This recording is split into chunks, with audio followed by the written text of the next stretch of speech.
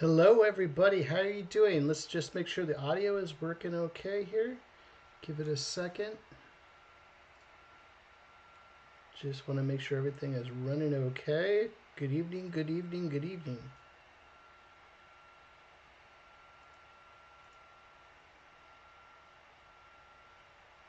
Hello, everybody. How are you doing? Sounds like everything is hunky-dory. Good evening, friends. We have a great show lined up for you tonight. We're literally 1 week away from Halloween, so I thought it would be a blast that we would have our live session, our jam session on uh, the topic of horror. We're going to go into some filmmaking techniques about horror, talk about horror movies themselves, and then we're going to get into some. I think tonight's theme, I'm playing around with, I don't know if you saw some of the sketches, we're going to play with some vampires, vampiresses. I'm always a fan of those 1960s Christopher Lee vampire movies. But we're going to go into vampires a little bit deeper. There's all sorts of different genres about horror that we could talk about tonight. First of all, my name is Paul Angeli. I'm a storyboard artist. I focus on live action storyboards. I've done all sorts of from storyboards, from animation to cartoons to comic books, music videos. As a director, I've done all sorts of different things, and it's a pleasure for me to take part in these jam sessions with everybody and have a good time and teach the art of visual storytelling with you all. So I'm going to take a look at the chat and see who we have here. So I have Galcaf. Galcaf, I'm curious, do you go by Galcaf or is it Gabby? I keep seeing different names when you pop up, or just make sure I'm saying your name properly. But welcome back. You've been with many of our streams. Thanks so much, and I appreciate seeing all of your artwork too. I got CJ. Hey CJ, how you doing? I'm glad you stumbled across the fantasy jam session. I hope you got a little bit out of it, but I'm inspired that you jumped onto this live stream. So welcome, and I look forward to sharing with you, and I hope you can get some great value out of our lesson today. Bharat, how are you doing? How's it going? I appreciate all these familiar names, and I don't have faces to everybody yet, but I know everybody's names. So thanks so much. It's such a pleasure to have you back. I love the work that you guys have all been creating. And then Ronnie, of course, every time I see Ronnie's messages on my Instagram account, it's just great to see the improvements of everybody's work. Whether it be Galcaf or Ronnie or Bharat, just thanks so much for sharing your work. If you're catching this on the replay and you didn't get time tonight, I know Adam is over in Great Britain, and I know our timing is just a tad off, and it was super late for him to get up on here, and we were talking about having different times that we might do these things. I pretty much, when I get off work, I have like an hour to myself to eat some dinner and talk to the family real quick, and then I jump on the live broadcasts for our Tuesday and Thursday sessions, and then Saturday nights too. So it's good stuff. But again, if you're catching this on the replay, again, my name is Paul Angeli. I'm a storyboard artist, and I welcome you to our live stream. So our live stream today, like I said, is our jam session. I love these jam sessions. They're sort of, we've been doing everything traditionally and drawing and stuff like that. And I've been really getting a kick out of this, and I'm so humbled that everybody is taking this information and using it to help you as artists and potential budding storyboard artists or pros out there, helping you to get better at your craft of storytelling. And like I told you before, I'm pretty much a live action storyboard artist. I love movies, and we're going to get deep into that. So again, our special edition is on horror. So we're going to be talking about a few different things today about the horror genre. We're going to specifically focus on vampires. But that'll be some fun. So let's just check the chat here as everybody's checking in. Thank you, Paul. My username is Galcap. My name's Gabby. Okay. Well, Gabby, welcome. So very cool. And Montose, hello. How are you doing? Welcome to the live chat. We got quite a few of us here, and I know a lot of folks watch this on the replay. So I appreciate everybody's time. So a couple things that we're going to talk about real quick before we get into tonight's sort of jam session is, again, please, this is a budding YouTube channel. Any chance you can shout this channel out to anybody, I'd really sincerely appreciate that. So make sure, the typical stuff. I appreciate the likes and the comments. That helps the algorithm, lets YouTube know, hey, this is content that we want to see more of and more people want to see it. The other thing too is make sure you subscribe. When you subscribe to this channel, it's letting me know, hey, Paul, we appreciate all the effort that you're putting into this, and we want to see more from you. I started this last week putting more shorts up of some artwork and stuff like that. I'm going to be putting even more shorts out, and I'm just getting into editing and putting in some video content into the system here too.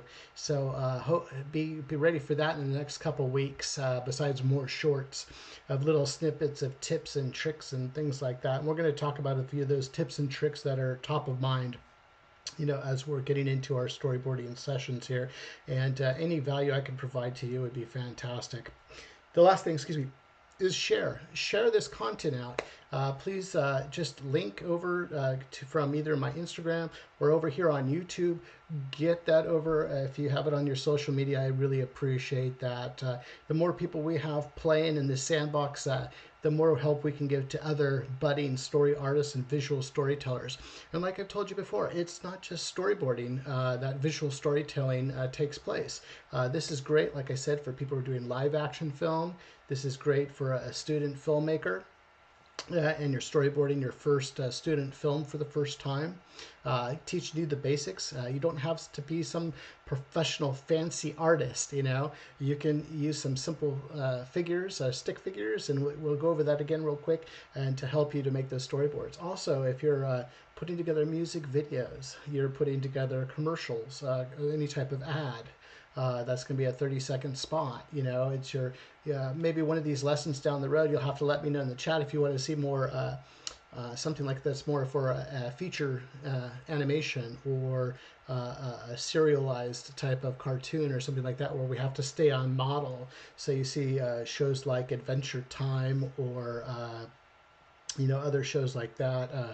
Was it Clarence, Rugrats, those type of things, where you need to keep SpongeBob SquarePants, where you need to keep these actual characters you're doing on model, and it makes it even more important. You see some of that work that Teenage Mutant Ninja Turtles are doing for their animated boards. Oh my gosh, that's absolutely amazing storyboard. It's almost a complete animated show done by these story artists. It's absolutely phenomenal work. So we can get over that debate of what's storyboarding, what's animatic, what's too much animation, those type of things. I see a lot of chatter online and different YouTube videos for that. And then also, we're telling visual stories, in terms of picture books, children's picture books. We're telling, you're sitting there and going, a single picture has to tell a whole story. other things like comic books. If you're a budding comic book artist, these are all storytelling things, that where you need the language of visual storytelling. And we've already mentioned it before in our previous jam sessions is, you go back, paintings. When we did a painting, the painting was a vertical system there. Let's turn this off real quick and just go over that real quick history of stuff too. So we're here, and we're sitting there, and we're talking about, and I know a lot of you have already gotten this lesson, but we got a lot of new folks up there. Diego, hey, welcome. Hey, I like that. Evening Vampires, very cool. Ronnie, Galka, or Gabby, Ronnie, Barat, Montosi, Diego, CJ, everybody. So, okay, so we're going back over here, and we were talking about that. Oops. We're talking about early painting, right? This is pre-photography. So if I was doing the Mona Lisa or something, and it was a vertical painting that we were doing, and maybe this is a geisha or something, and all your portraits were always a vertical painting. And then if you were looking in a landscape,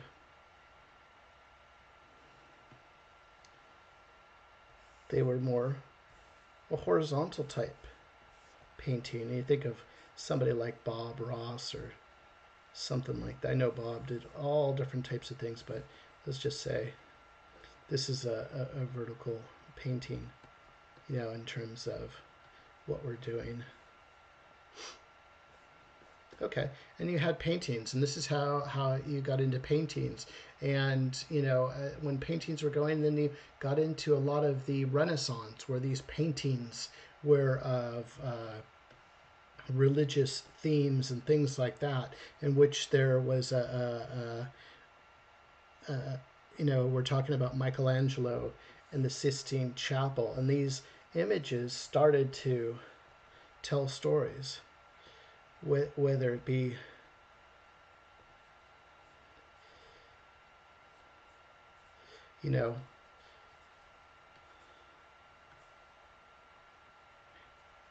and everything started telling stories, in terms of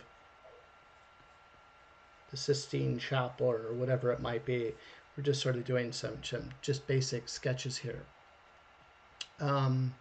So that's where we got started. And then they invented film and filmmaking. Now that they're changing everything now in terms of how we can portray films. You had no sound, and then you went into sound, and then you had black and white, and you went into color. And now you look at films today, we can make the impossible possible with 3D virtual environments. If you're watching a show like The Mandalorian, where there's actors on a virtual set and you're doing all this filming, or you have 3D animated features like any of the Disney Pixar films, with Woody and Buzz. There's just so much technology today, and there's so many different things. So I think storyboarding is going to be around for a long time. I know there's AI coming up and everything that everybody's scared about, but it takes somebody like myself and you out there to come up with these creative ideas. There's only so many stories out there. Joseph Campbell came up with the hero's journey, but there's only so many stories, but we interpret it in all different ways. And we need creative people out there in this marketplace, like yourselves out there, that are striving to tell fantastic stories. So it's a computer can't come up with everything for you. You need to have the human experience too to come up with these stories and tell our stories. We started as early mankind. You're sitting there, everything was told through storytelling, and then we started to paint on walls, and the early man went and painted on walls to tell our stories, to remember their stories. Or you're going through the Egyptians, through history, through cuneiform and other things like that, so many different cool ways. But storyboard is going to be around, and it's a pleasure for me to share my knowledge and my journey with you. And So let's get into our topic tonight. I'm super excited about this. I'm a big Halloween guy. I know when Tim Burton's Nightmare Before Christmas came out, I just went bonkers. I love that movie. I still watch it today all the time and sing all the songs and stuff like that. So I hope that's something that you guys enjoy too. But Halloween's a special time, and especially out here in Pennsylvania, the fall colors are here. You feel like you're in a storybook. I know a lot of people from all over the world, but over here it feels like all the fall leaves, and you have the fall colors, and you have all the cornfields out here, and pumpkin patches. It feels like you're right out of some sort of Victorian era Halloween place, or if I'm in like Paranorman in the Witch's Village or something. It's pretty cool over here. So I always have a great time. So let's take a look at the chat real quick to make sure everything is hunky-dory, and we're rolling. Okay, so I did that. Love the show. Thanks, Gab. I really appreciate all the support. Like to hoping to storyboard animation. We'd love to have less. Okay, so Ronnie was asking about storyboarding for animation. That might be something that we can go down the road. I have sort of a list of all the topics I'm covering, but since I worked in that area too, I'd be happy to share with you too. Let's see, and then Diego was here. Awesome. I really love Rise. I love looking at the storyboards. They're amazing, cool. Those Teenage Ninja Turtle boards are mind-blowing to watch. Yeah, CJ, big time. There's some fantastic artisans working on that show. Same, Ronnie, I'd like to go over storyboarding for, okay, and a lot of animation storyboarding, cool. So, and this is where I love. I wish I could see everybody live, but I appreciate all the impact you're making and value you're sharing with me via the chat here. Okay, Barat, me too. Okay, on Twitter while showing how he does a lot of his action. Okay, cool. So we got a little bit of knowledge passing back and forth. Very good. Paranormal, yeah, that's a big fan favorite. I think the film that plays here most of all when it comes to like movies like that, this Halloween type, is Coraline. Oh my goodness gracious. My wife has that movie playing 24/7 over here, and it's very, very cool. I remember back when I got started in the industry, I started off in comic books, and I started off as a 2D animator. So if you watch my style, and as we get into these great video sessions, I'd love to get more into animatics and animation and things like that. But I got my first start as an animator. I studied, I went to a school that, I didn't go to an art school, I went to a regular college. I was going to become a doctor. And, I spent, I don't know, 2 years learning, getting everything ready to go to pre-med and stuff like that. And I took one computer course, and that changed my whole trajectory. And it was one computer course in computer art. And that changed a lot of things for me. I wanted to become a 2D animator. So I was learning a lot by myself because I didn't go to an art school, but I was learning a lot by myself on 2D animation, and did my own cartoons and everything like that. And this is back in the late 80s, early 90s. There was a piece of software called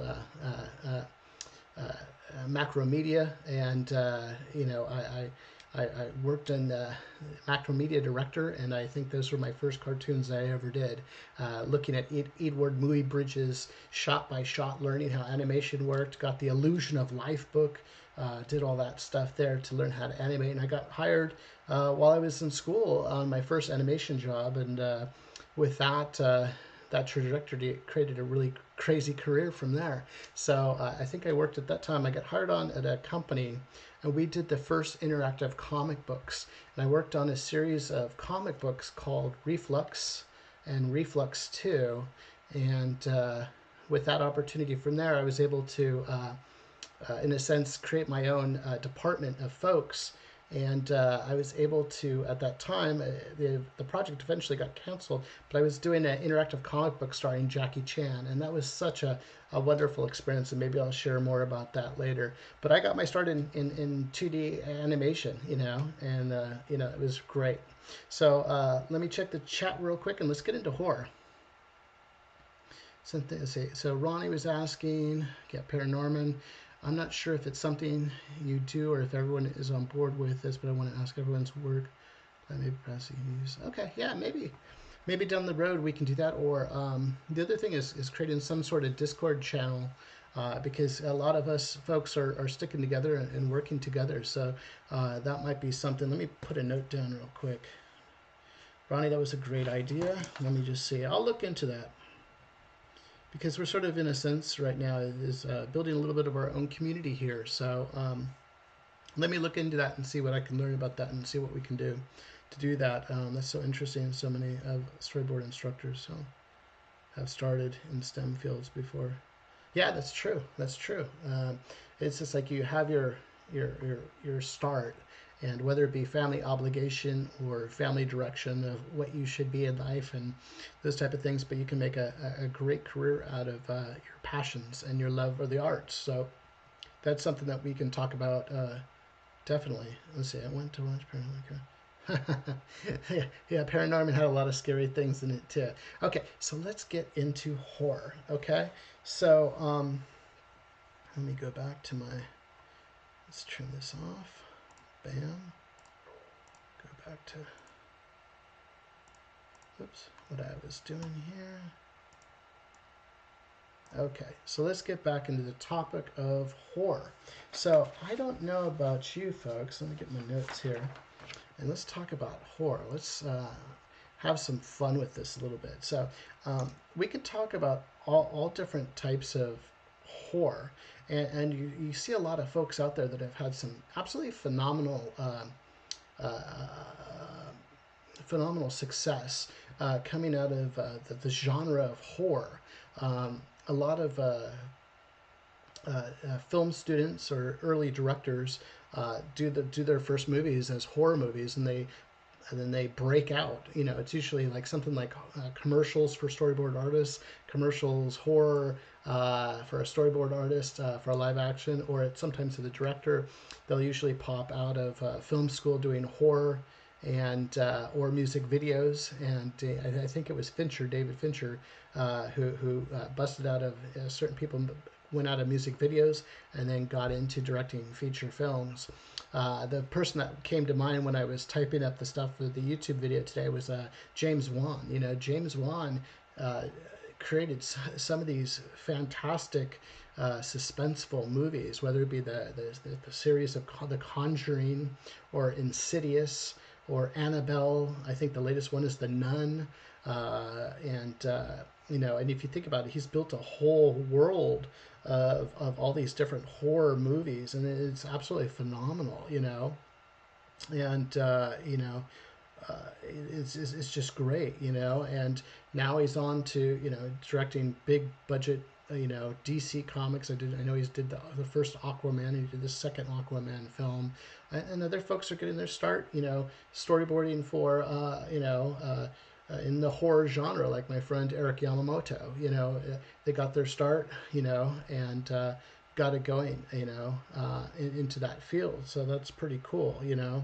You know, and I know Eric got his start too, and you know, going Get Out, you know, and he's done other films like Candyman and Us, and it's absolutely phenomenal, the success we see from the horror genre. And I thought it would be a great place to sort of kick off today. So out of all the different horror things that we see out there, I'll never forget like Jaws, when Jaws came out, or we can talk about Freddy Krueger or the Halloween franchise, or the, you know, Friday the 13th, or Gremlins, you know, or whatever it might be. There's so many different horror movies, you know, and I know like other directors just. I know Guillermo del Toro, you know, he came out with working on the Hellboy with Ron Perlman, and then just blasted off into the and here you have a true artist that has a passion and love for all cinema when it comes to horror, and he's defining horror in the future of what we're doing in a lot of work. You know I just watched that series, The Cabinet of Curiosities, that he sort of acted like Alfred Hitchcock and introduced all of his different shows. So there's so many different pieces of horror and how you go about doing it. I'm just looking at the chat here. Okay, so just making sure I'm watching. I want to watch Paranormal. Okay, cool. Actually, I want to learn how to animate as well. So, okay, cool. Yeah, no problem. Happy to share, Gabby, happy to share some of my experiences. I'll share more as I get more into it. I applaud all those who pursue animation because I would die. Yeah, it's a lot of work, Ronnie. You know, animation is a lot of work. Computer technology helps out a lot with 3D animation, but the traditional 2D is just, you know, it's wizardry when you're sitting there watching it. Okay, let's talk about horror movies. Let's talk, and I don't, like I was saying, there's so many different areas of horror that we want to talk about, but we're going to focus on vampires. Okay, I thought that would be sort of cool. I'm a big fan of vampire movies. And we sort of look back in time, you know. I think one of the first vampire movies out there was 1922. It was Nosferatu, and that was the very first of the vampire movies. And I don't know if you've seen this image before. It's a black and white flick, you know, where the creature is here, okay, and he had a really, you know, long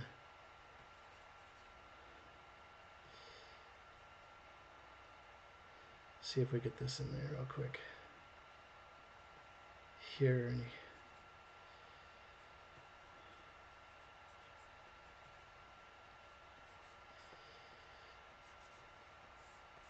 I know he had this look to him. He had like sort of a overcoat to him. Add a little bit of black in there. So this, you've probably had to have seen it. You'll see it in like old, you know, films, the Nosferatu.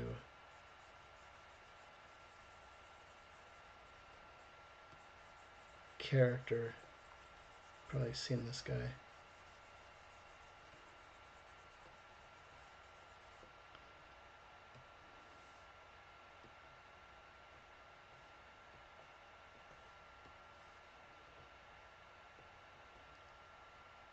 I'm just sort of warming up while we're chatting here.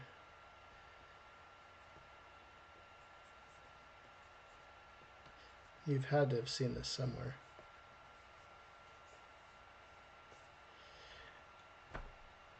So that's that like I said, the Nosferatu character. Get a little bit more black on him. It's fun just to warm up and stuff, so.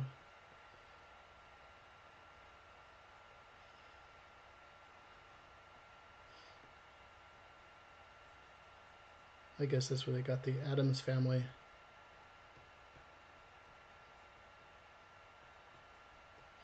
You could sort of get the idea.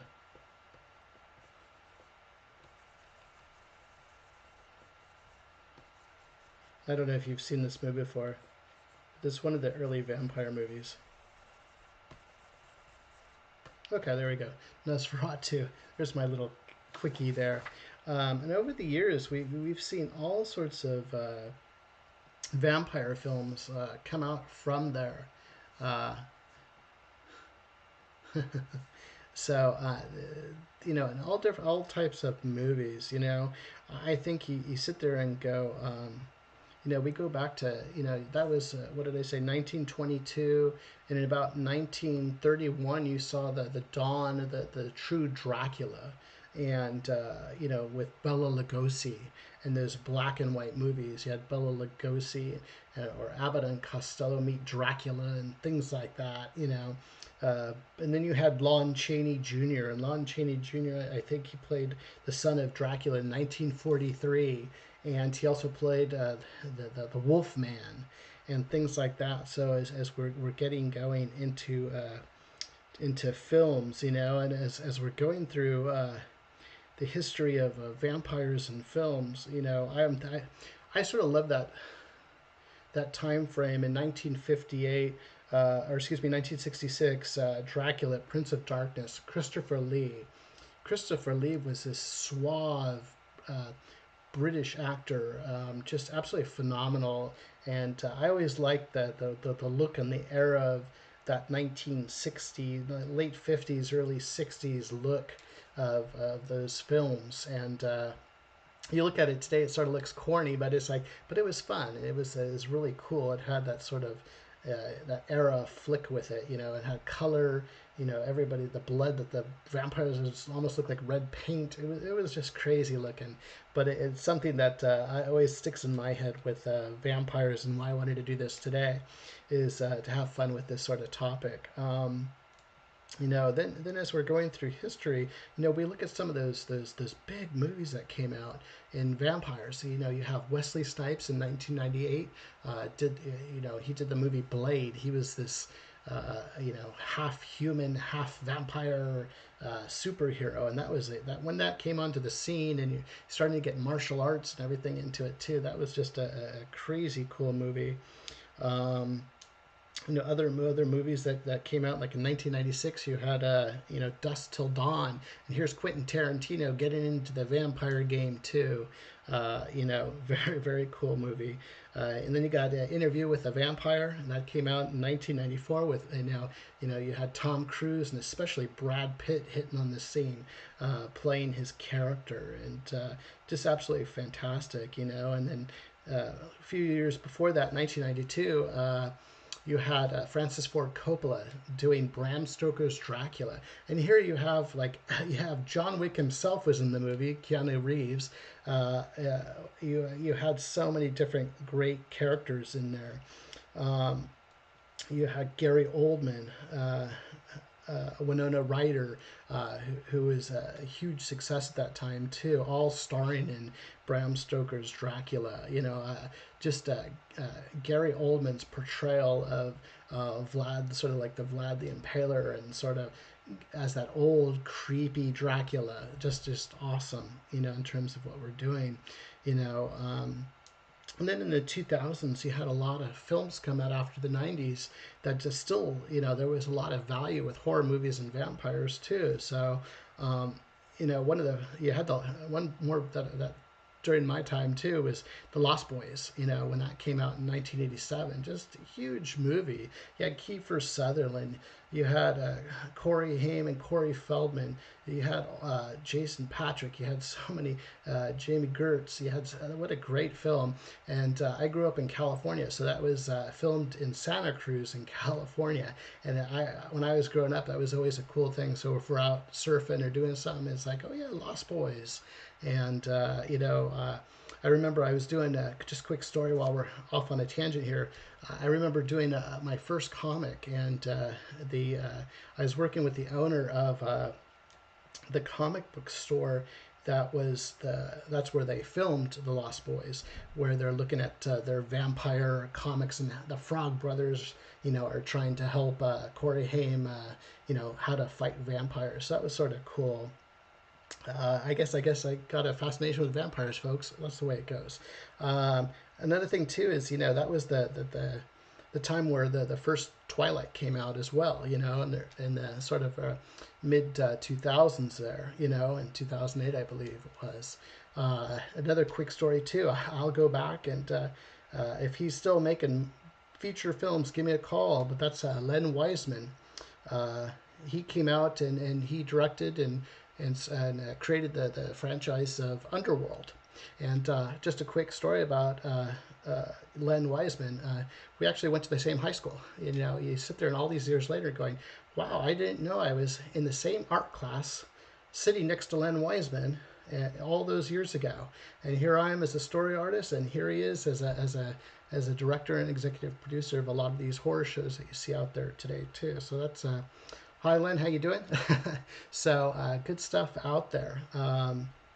No, very cool. You know, it's a small world. You know, people as you're growing up and stuff like that, you go, wow, what a difference. That's pretty cool. And then today you got all sorts of new movies coming out with vampires and things like that. So there's a little bit of history on vampire films and those type of things. So let's get into a couple points here when we're telling horror and horror movies and stuff like that.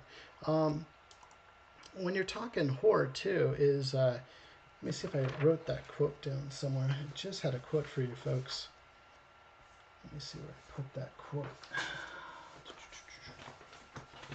I thought it was a cool quote. So if we think about you know, horror and the horror genre. And, you know, when we're talking about it, it's like when I think of back into that, like who is the master of suspense? Out of all the directors I've seen out there, you know, and somebody that we hearken back to as students of film and students of the visual storytelling is actually Hitchcock, you know, and he had a quote, and let me read it to you here. I consider him one of the, if you watch his different films and things like whether it be Psycho or whatever it might be, I think he is just the master of suspense. And he says, "There is no terror in the bang, only in the anticipation of it." Okay, so one more time, Alfred Hitchcock said, when it comes to the filmmaking technique of suspense, there is no terror in the bang, only in the anticipation of it. So you think about that, and it's like, how do I translate that to our visual language of what we're trying to do? And it's like how can you take those key words and put it into your sequence, your scene, or whatever you might be creating, you know.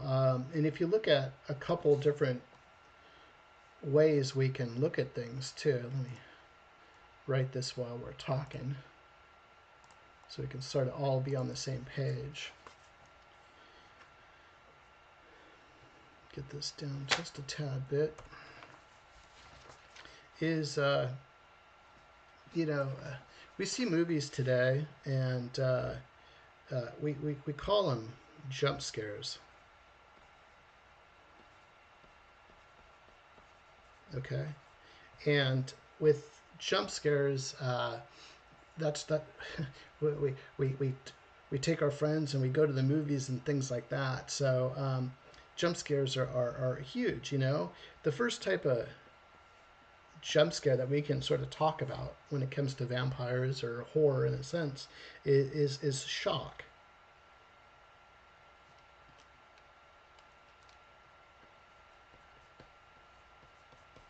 You want to shock the audience. We want to shock them, you know. Ooh, you know, you want to shock them.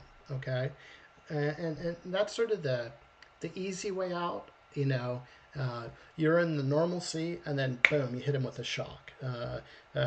There's nothing there, and then all of a sudden there's a creature there. You know, it's the jump scare. The other side of what we're talking about is suspense. Okay, that's number two, and this is where we delay we delay uh,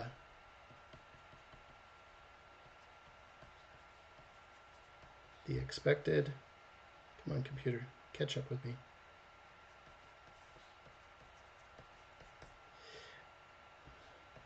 Event. Okay, so when we're talking about horror, there's a couple different ways. We talked about shock, the jump scares of shock.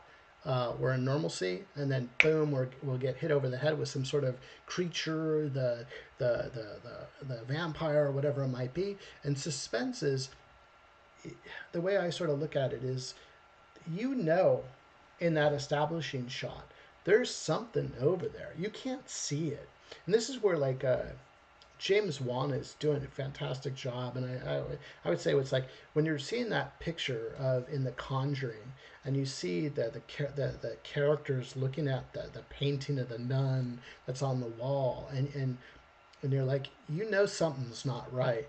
And this is where the power of storytelling comes into play. You know that there's something not right there, and you're sitting there focusing on that and looking to see what's wrong, what's out. Us as humans, we're looking. What is the? There might not be anything in the shot at all, and you're sitting there looking for something crazy because you know something's gonna get you in the film, and that's what I'm talking about. And you're building that tension.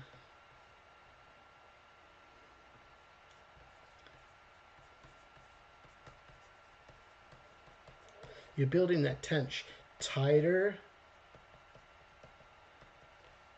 and tighter.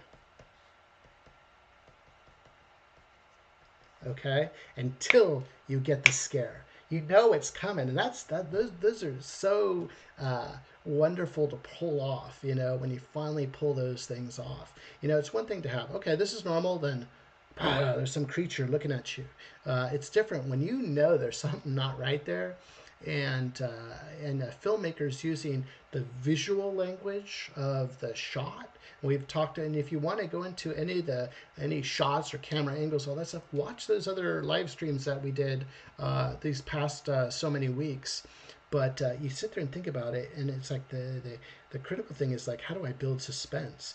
How do I do that in my storyboards? How do I delay the expected the audience knows it's going to happen, and you keep building, and you're twisting and you're twisting and twisting the tension, and you're on the edge of your seat in the movie theater at home on your couch, and you're spilling your drink because you're so nervous of what's going to happen until you finally, bam, then you let it loose, and it makes it all the more successful. So how do we do that in our storyboards? And that's where we're going to have a little bit of fun tonight in terms of see if we can pull it off together. So grab your pens, your stylus. Make sure you grab those writing implements. I know a lot of you like drawing along while I'm drawing. And we're going to have some fun tonight. The storyboard, a little bit of a sequence here together. And I'll give you a couple tips and tricks here. But again, just to recap, where we're talking about horror. We're talking about horror films, especially vampire films. Went through a whole list of different films. We talked a little bit about Alfred Hitchcock, and there's no terror in the bang. Only the anticipation of it, and that's what we're trying to talk about. We're talking about jump scares with both we were trying to either shock the audience, and maybe at times there is a time you want to shock the audience. And other times where I think it's more creative. You have to be really creative to create suspense and building that tension to delay the expected event that the audience is trying to get there. So let me take a sip of my drink here, and let's start drawing. How's everybody doing tonight? Everybody doing okay? We're on a nice little roll here. Everybody got it? We're good? Jump in the chat. Let me know you're still there. Because when you're doing these live streams, it's like you're just sitting here and just talking to yourself. So throw some feedback on there, friends.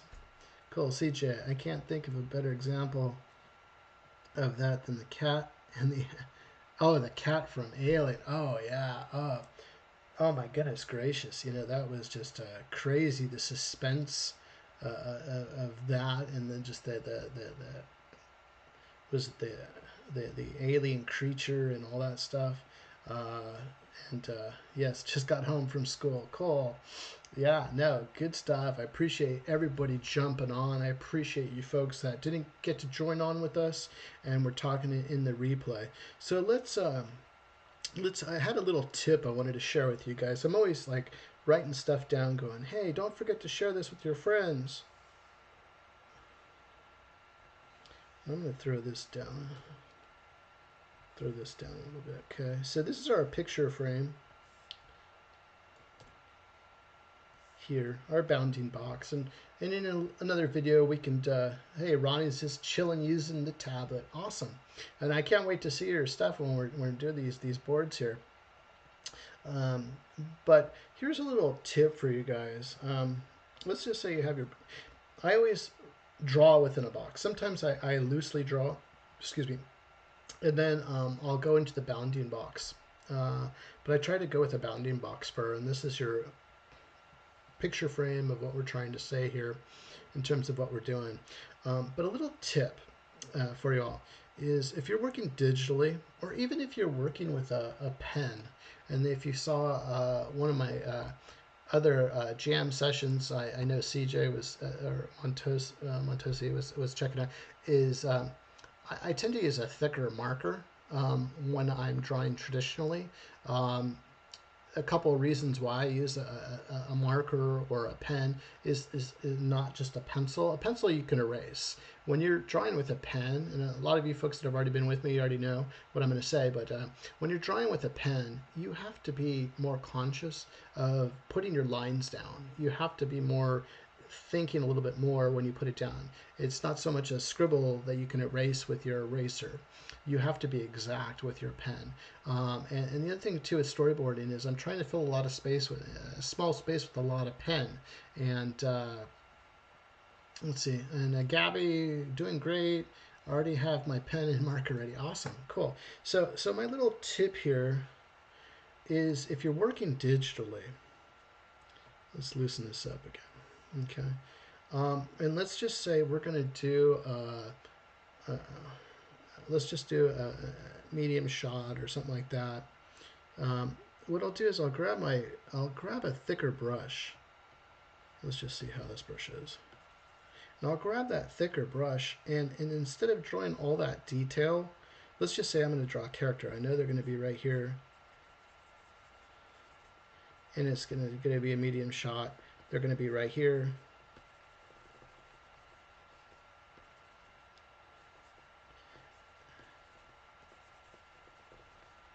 I have them right there. So in a sense, I'm using that thicker line just to blot out that sequence, sort of draw that sense of what I'm doing, okay, or whatever it might be, right? And CJ had a really great point here. The statement was, I had a great instructor try to drill into us the notion of going slow is going fast. He wanted us to take time to choose our strokes carefully. That would make us faster overall. That is so true, CJ. I'm a big proponent on that because if you think about it in a storyboard sense, let me throw one more line on here. And part of that is if you're storyboarding and you're using a let's just say this type of line, and you're just drawing, it's just taking so many more lines in terms of what you're doing. And you could sit there, and I call it noodling sometimes, but it just takes so much more effort in terms of what you're doing, you know. And you know, I can draw pretty fast, but you sit there and you know, it's just you're wasting too much time with all the lines. Then I got a background and all this stuff. That's why sort of this little cheat I'm showing you helps. So you can sort of block out your shot a little bit and go forward from there. And once you have your shot, let's just say I'm moving from this shot to a close-up or something like that. So let's grab that next bounding box here. Let's move that up here. Just say it's right there. That next shot that I'm doing, and say I'm going to move into a close-up or something like that. Grab that bigger. I can move real quick.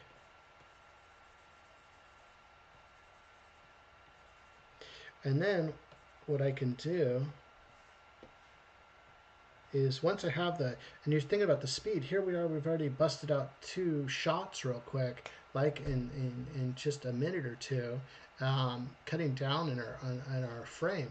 And when I'm storyboarding and I'm doing thumbnails, and we'll go into this in a future video or a future live stream, is I have my script that I've gotten from the script writer. I've got my notes that I've worked with my director on how am I going to do my my sequence here, and I've already pulled all the details out. But what I want to do is I want to lay down these boards. The hardest part is that just that bounding box. You know, that's a tough thing to do. It's like looking at a blank piece of paper, and you know that you're going to have to do something, hundreds of these drawings. to come up with your sequence. And knowing that that sequence might get eliminated, you want to go to your director for approvals or whatever it might be. So, when you're looking at this box, I probably pictures coming, but I'm looking at this box here, and you're stuck sitting there looking at this thing, going, well, how do I fill this box? What's the shot? What do I need to do?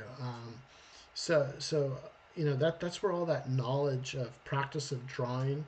I think we've talked about it before. Get those sketchbooks, please. Get those sketchbooks. Do your drawings every day, whether it be cafe sketches or whatever you might be doing just at home. You don't even need that much time. If you just got a couple minutes to do some doodles or something, get that muscle knowledge down. Get the pencil. We talked about it on the last live stream. Get that pencil mileage in. Practice drawing all the time. The other part we were talking about too is watching your favorite movies. So if we're talking about the genre of horror, go watch your favorite horror movie. Enjoy it. But then go back to it and sit there and turn the music off, turn all that stuff. I know you're not going to get the whole immersion of the movie. You might not even be scared. But you're just looking at the visual language. What is the filmmaker doing to get you to be scared? And doing those things. Sit down with your sketchbook in front of the television or in front of your monitor, whatever you might be doing, and sit there and just draw the shots, put them together, and have an understanding of what you're trying to do. Then go and use that sort of, in a sense, that skill, that theory of what made you feel that, and do it in your own work, whether it be a storyboard or a short film you're making or a cartoon or comic or whatever you might be doing. You can translate that in all different types of ways. So those are a couple quick points of filmmaking, but the hardest thing is getting in there and filling this box with something. All those artists have that, what do they call it, artist block and stuff like that. But that's what I try to do. So I'm trying to give you some cheats here of things I do, in terms of just laying that picture down. You know what I mean? I also do a lot of icons and stuff like that. You don't need fancy drawings, maybe I'm drawing a car or something like that. There's not a lot here, I'm just going at it and just having fun. I can cut that car apart a little bit. I know what the basic shape of a car looks like, and how do I do that, in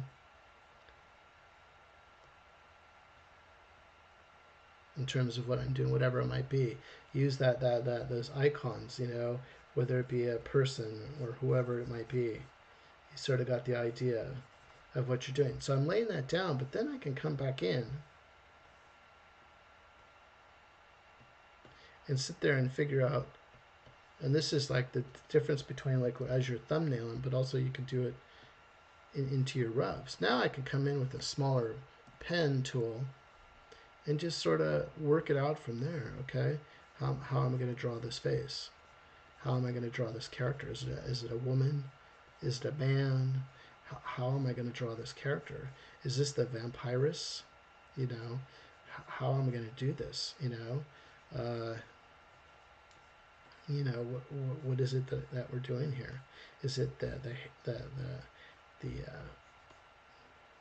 a female character that she's going to come and save the day? What is this? How is this going to work? In terms of what we're doing, then you can come in and just add your details from there.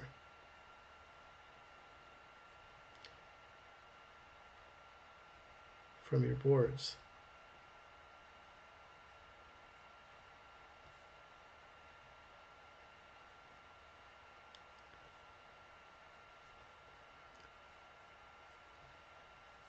Maybe it was the vampiress gal or whatever.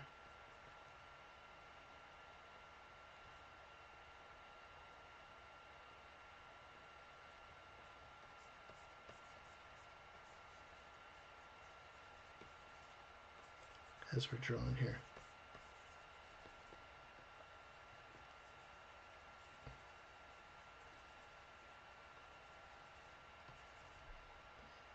come in with a little bit thicker pen. This might be our rough that we're doing.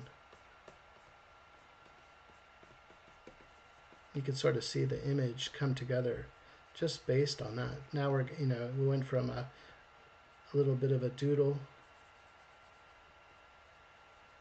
into a rough, and maybe this is our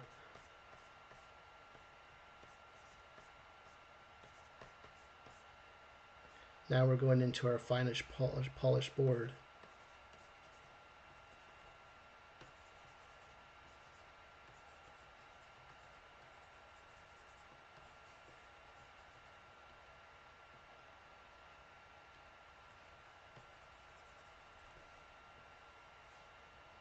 In terms of what we're doing here, we're just having fun with this and sort of warming up a little bit.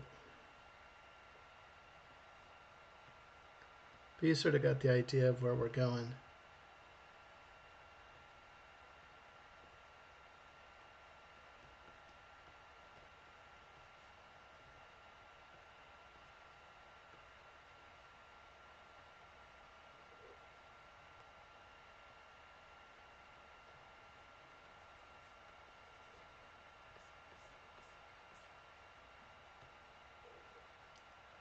As we're drawing here.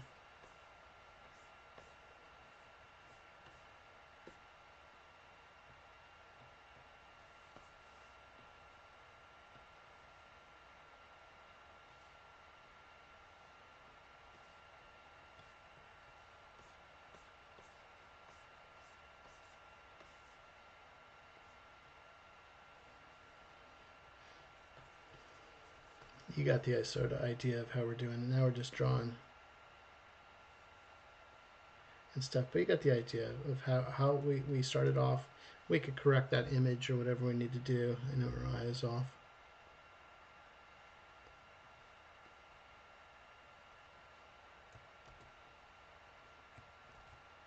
But we can have some fun with it, and you sort of get the idea of what we're trying to do.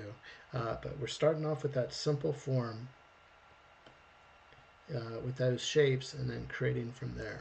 Okay, enough said with that. Let me take a sip here. Got to draw some vampires.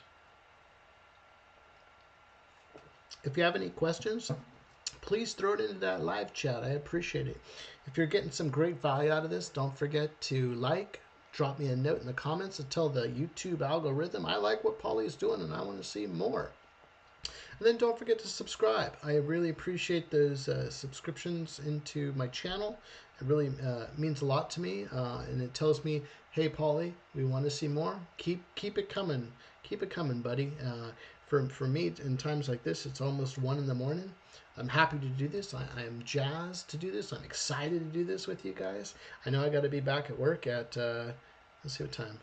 I got to leave the house at 6:30, be back at work at 7.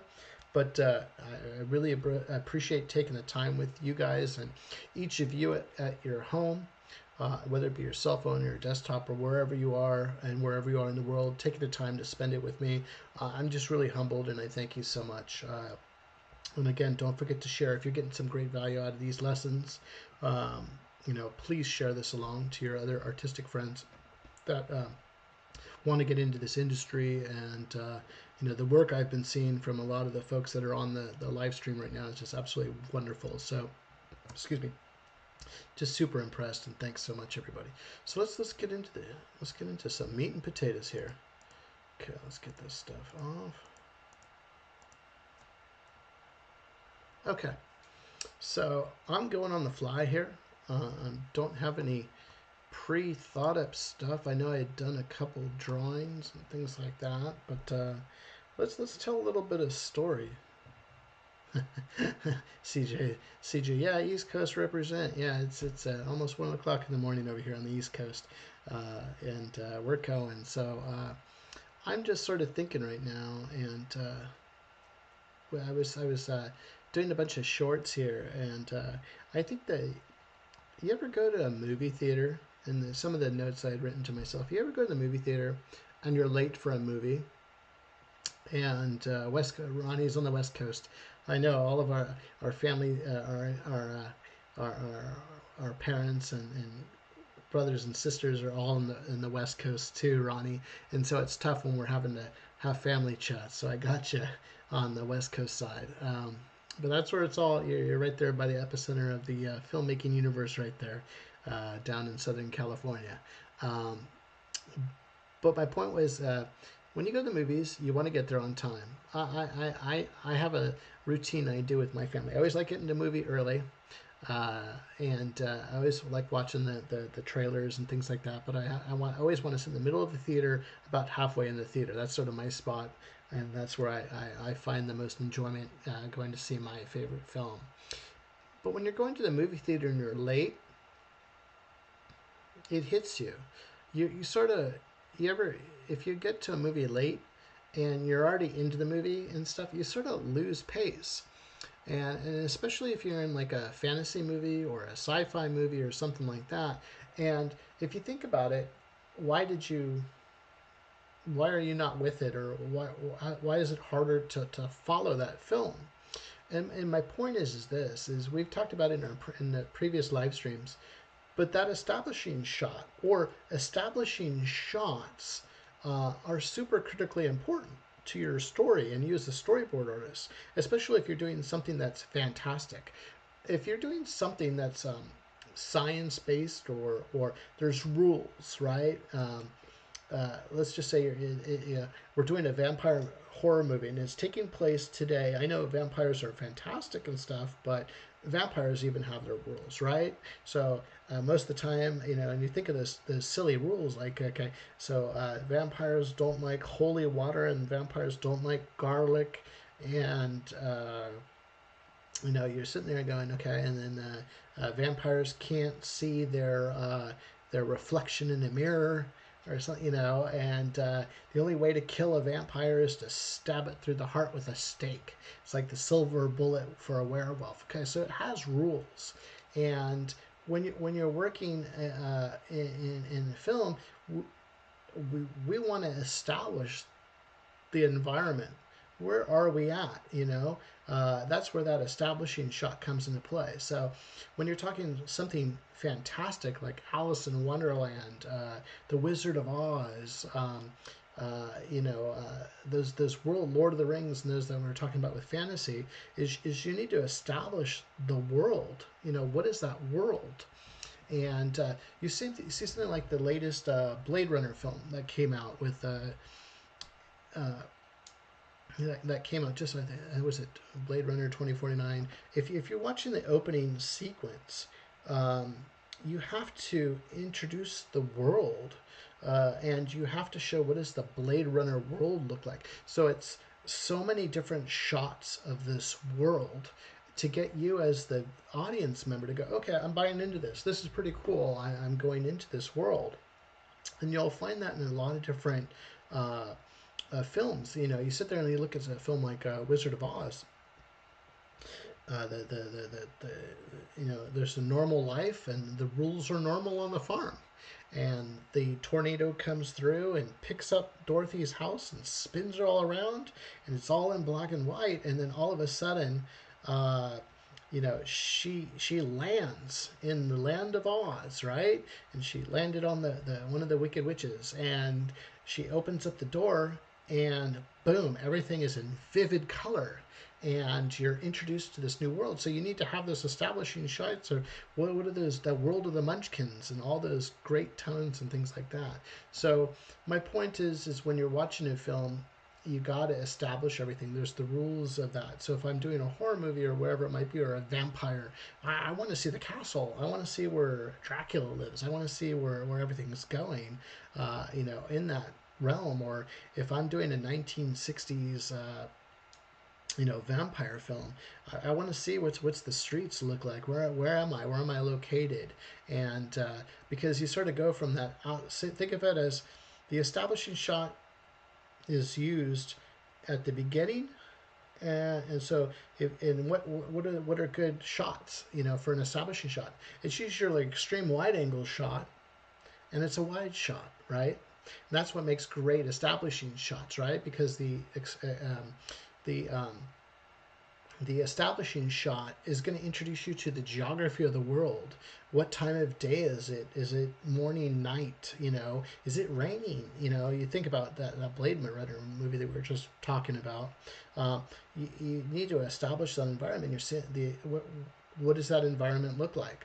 Or are you doing something like the Fifth Element? You know, and what is the environment of this futuristic space opera?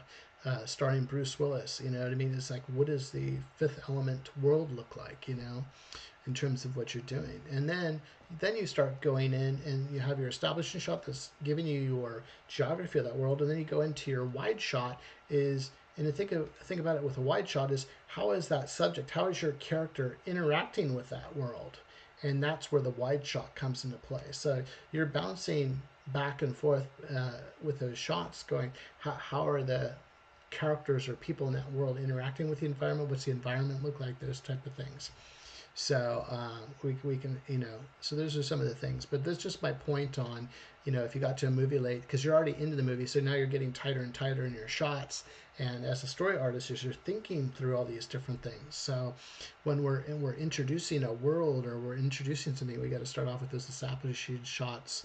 And then if I'm gonna be inside of a room or somewhere else where I need to identify where all the characters are located, then I move into that master shot, showing sort of what is the dynamic between the characters in that room, or the particular subjects in that room. So hopefully that's helping. I'm trying to do a little bit of filmmaking, and I think we're talking about a lot of things all at the same time as we're chatting and we're jamming over here. Okay, so first things first, let's want to create this environment and stuff. So let's start off with our establishing shot. You know, maybe let's have some fun with this. Okay, so we'll just call this shot 1. Okay, and maybe we have something fun with this. Okay, and we're going to do this as a, and I'm just going to sort of go for this, and you guys can sort of, I'm going to change this up.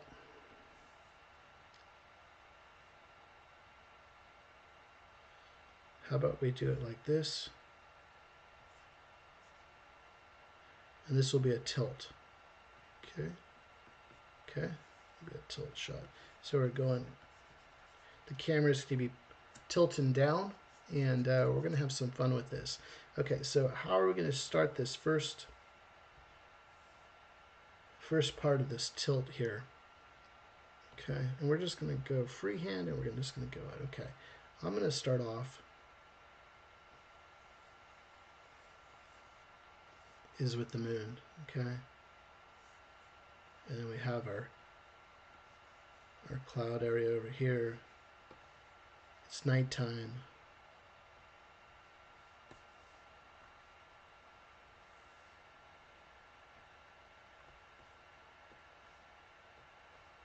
So add some of that color in there. We're talking vampires, so I'm thinking of it's nighttime.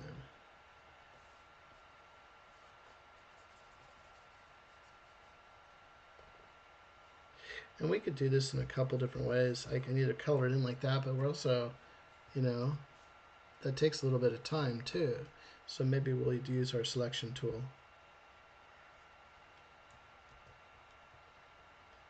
And we're going to select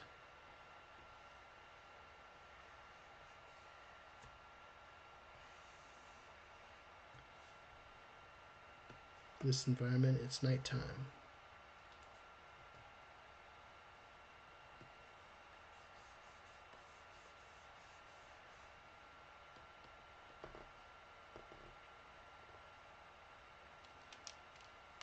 Okay, we got our moon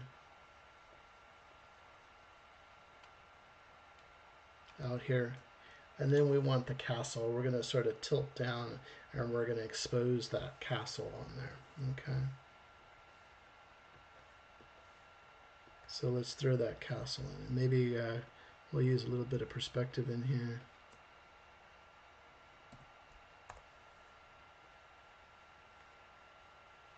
Trying to think how maybe our horizon line is down over here.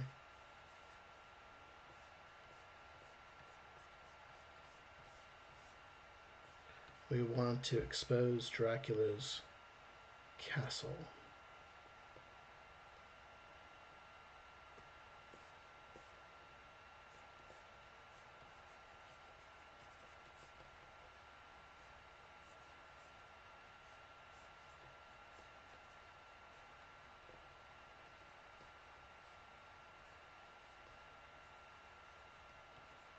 We're sort of going on the fly here, folks. I'm not trying to do any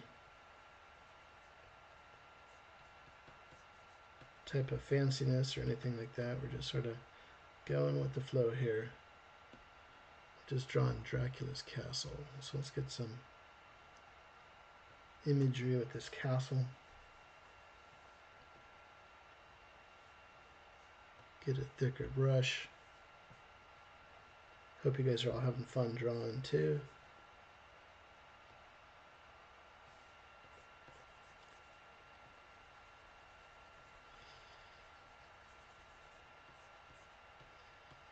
Draw Dracula's castle here.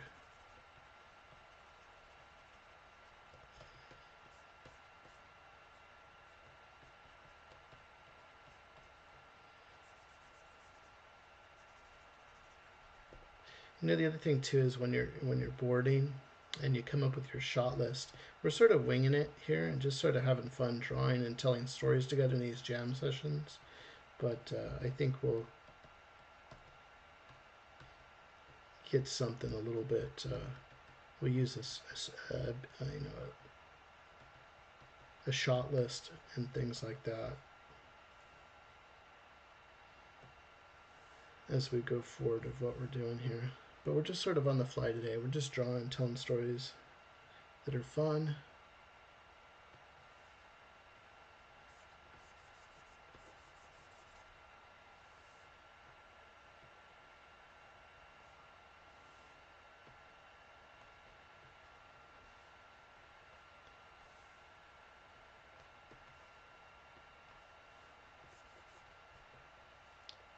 Got Dracula's castle. Got some.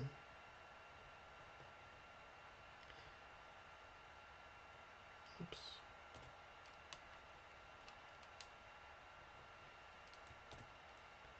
A little too big there. Get this down a little bit.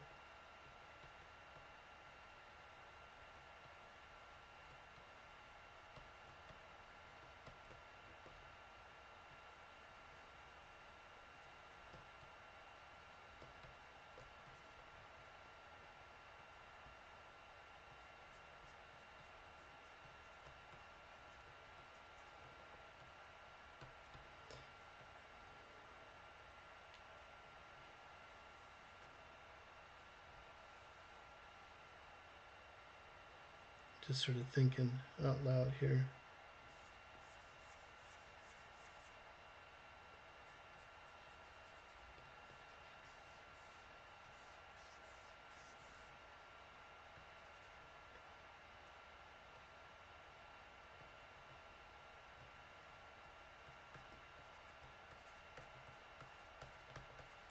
I'll just say this is Dracula's castle, and maybe we'll throw some bats into this thing.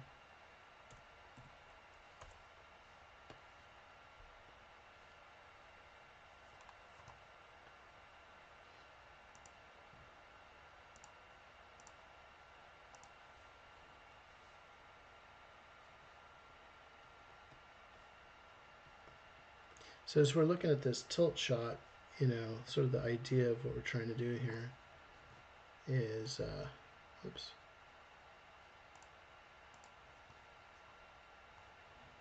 Is as we're looking at this shot, that tilt shot is going to start here, and we're going to be introducing that scene like this as that pan is going out, and we're exposing this environment of Dracula's castle here, and we're going to see that castle. This is really rough and crude, so one of the things that I usually do is I'm trying to lay down these these shots real quick for our storyboard sequence, and then you're welcome to go. So okay, so when I'm storyboarding and I'm working off a script, I'll sit there and I'll debug the script.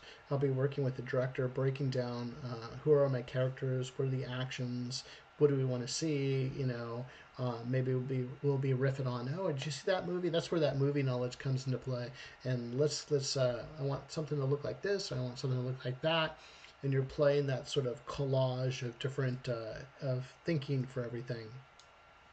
And we're putting it together. I'll do my rough thumbnails, get those approved, and then go into my roughs and then into my final boards. So something you usually see in an art of book, you'll usually see the final. Sometimes you'll see the final boards, or you'll see some sort of board that's made for the book where it's super highly detailed, but you don't have time. We want to get these boards out quickly, and as you're seeing, where there's a lot of thinking that's going behind these boards, right? So we're thinking of what's the shot, what's the camera angle, what's the camera movement, what type of shot is it? Is it a 2-up, 3-up shot? A medium shot? Is it, where are these shots? And you're thinking of all these different things in your head as you're going on. I think one of the most important parts is what we're doing right now when you're storyboarding. And these are the things that the audience doesn't get to see. They don't get to see all the hard work into what you're doing here. They only see the final product. And it takes a team of artisans to make a fantastic film. But when you're doing your storyboards, there's so much thinking that's going into this. And we might say, okay, this is cool, but I don't like this. I want to see it more of a static shot. And I want to see boom, boom, boom, boom, boom. And that gets me into that sequence. I don't want to see it tilt, Paul. I want to see, I got the moon, and I got, maybe there's a cityscape, and then there's an alleyway. And maybe Dracula doesn't live in a castle, and Dracula lives in he lives in a penthouse loft in Chicago or something like that. Those are all the things that we're thinking of, and all the work we're putting into it. So the next step, when I'm doing my boards, I'm doing my thumbnails and those roughs, is I'll do a lot of research. So as I'm reading the script, I'll go and okay, and that's where the internet is absolutely phenomenal today, whether it be Pinterest or Google searches or whatever you might need. A lot of people are starting to use AI and stuff like that and sort of come up with these ideas of what these landscapes could look like and those type of things. And you're using that film knowledge, that film language, and you're putting it into your shots here. But so that would be something that I would spend some time with. Okay, you want to know how do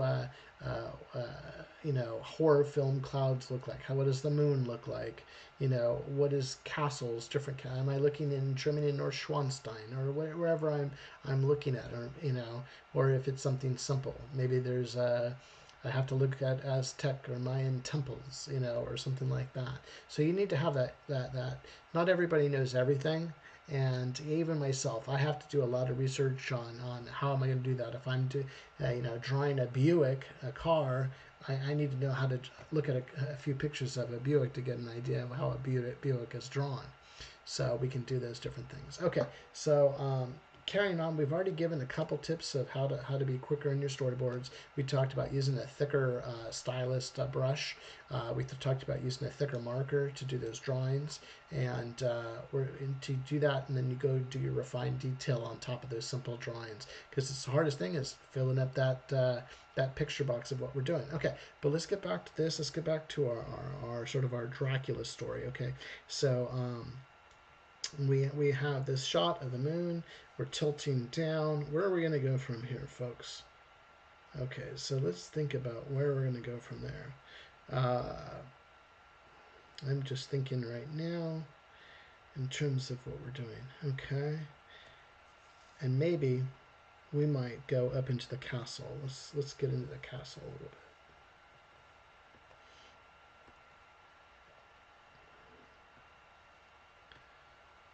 And let's have some fun with that castle and stuff. And maybe that castle.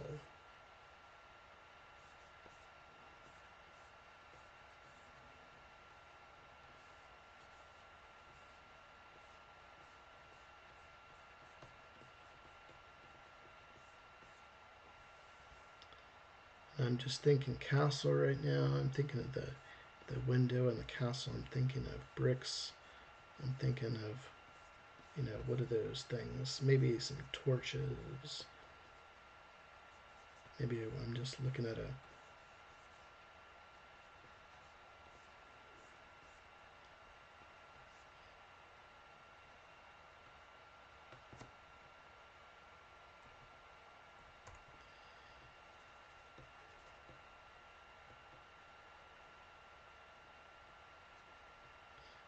just sort of having some fun here. Maybe I'm just thinking of the torches, the smoke.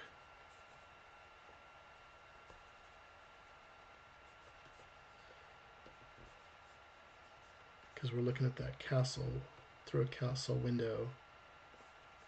Let's get that on there real quick.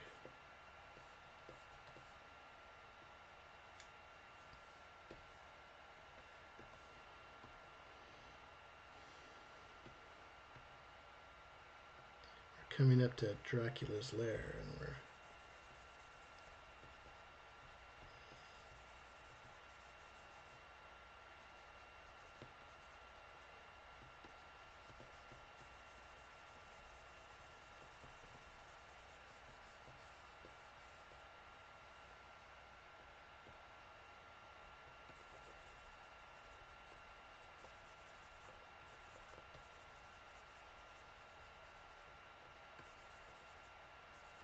get the fire on either side of the window. We're sitting there thinking, and maybe we have our Count Dracula might be standing in that window frame.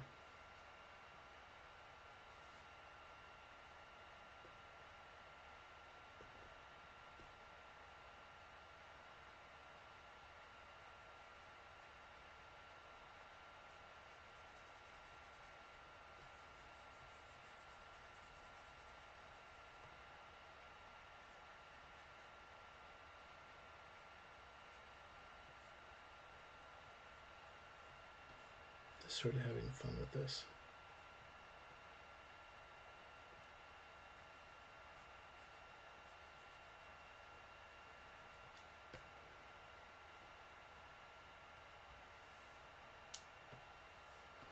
Yeah, I don't know where I'm going with this, but we're just sort of winging it and having fun telling stories. How's everybody doing out there? You doing all right? Doing your drawings?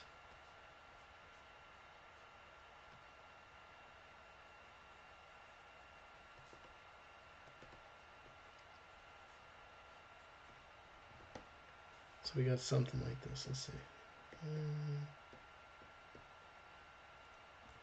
Let's bring that down. Okay. Oops.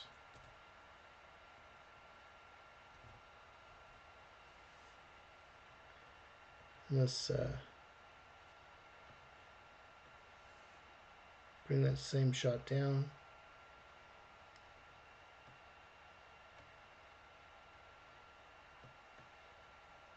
So we got some sort of figure there. Let's we can have some fun with it too. This is what's fun about working digital, is you can do some stuff with this too. So we can come in a little bit closer. That's good. CJ likes the jam. I appreciate it. Appreciate it. Okay, so let's get in a little bit closer so we're coming into this shot a little bit more. This is where the technology of everything we're doing it. When I'm doing an initial storyboard, just my first pass, this is a little more detailed than I would. I'd just be doing all the line art, sort of knocking out those panels. Sometimes I like working on a timeline, so I sort of watch it like a cartoon as I'm doing it. We could talk about that stuff later. Okay, so say we're getting closer and closer to that shot.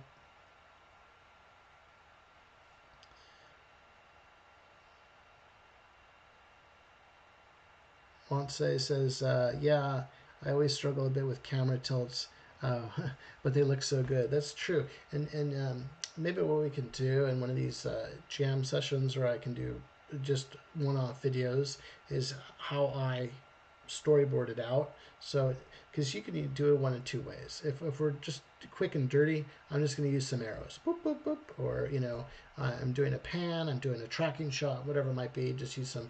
Usually, I know animation, they always use red, the color red, to show your camera angle or your camera movement in terms of the sequence. But also too, you want to see that movement done in a three-dimensional space too. And I'll when I get some more time, we'll put some videos together of how do I do a tilt, how do I do a pan, how do I do a tracking shot in terms of my storyboards.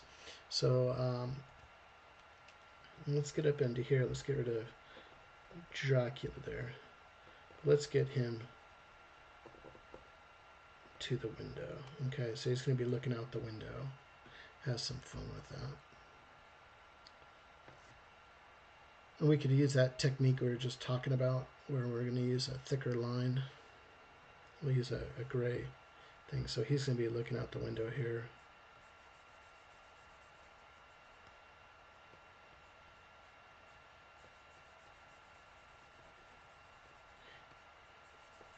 And you could stop right there, or you can come in and then just now we're going to go add that detail in there.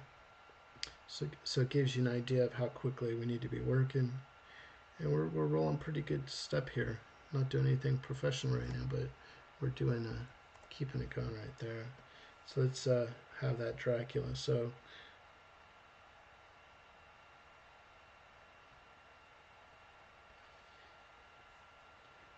we can do some fun stuff too. Maybe we can have them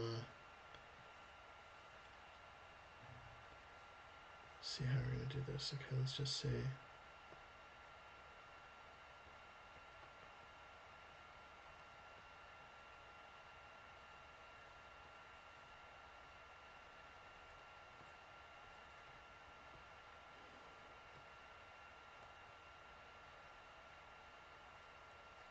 Maybe he's looking normal or something like that. And then he transforms.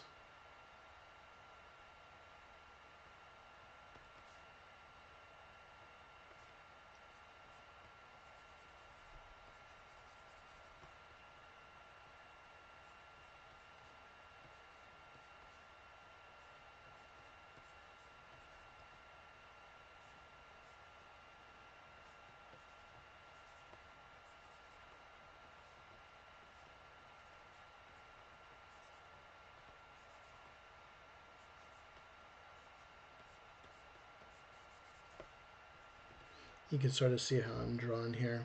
I'm having fun with this.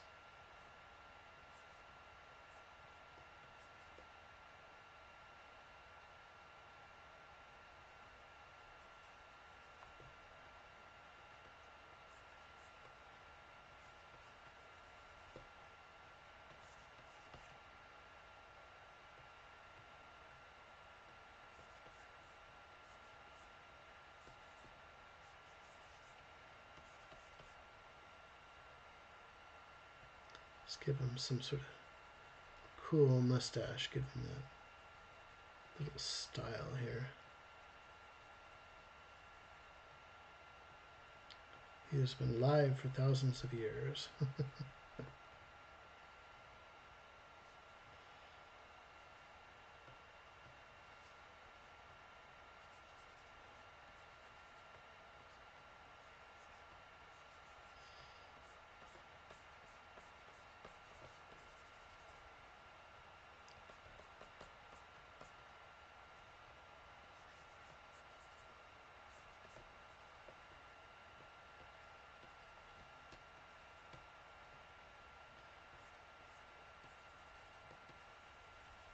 Just sort of having fun here.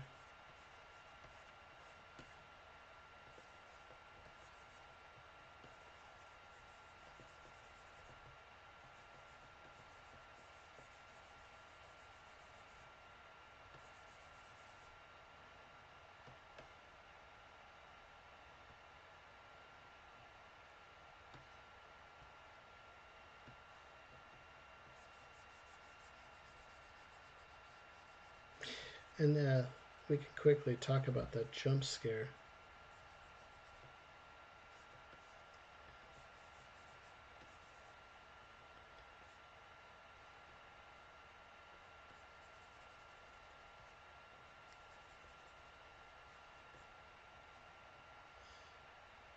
We're looking at Dracula here.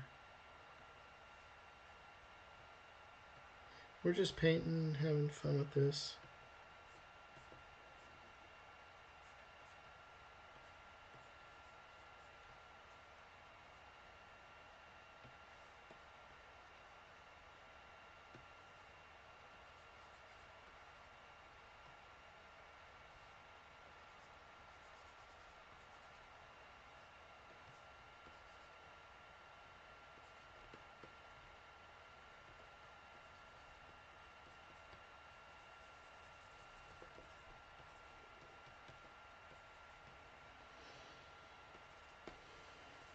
Okay, let's take a look at that drawing.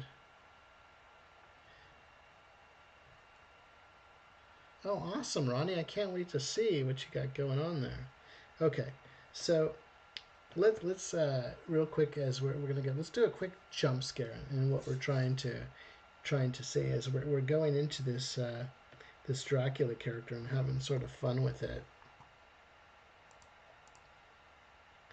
Okay, so I'm gonna copy this character real quick, and I think I'm having fun with this too. Okay, so let's do it. Okay, so again, let's start it off real quick. Sort of where our story's right here. Okay, we started off with the nighttime. Nighttime. It's Transylvania or wherever we're doing right now, and we got the moon. We got some bats flying through the sky, night sky. We're tilting down. We see Dracula's castle. And and usually at this point in shot like that, you see some sort of horse carriage coming in on the side, maybe a horse carriage. Let's throw another somebody's coming in. Maybe we can do that too. And this is as we're riffing and we're sort of jamming here. Maybe there's a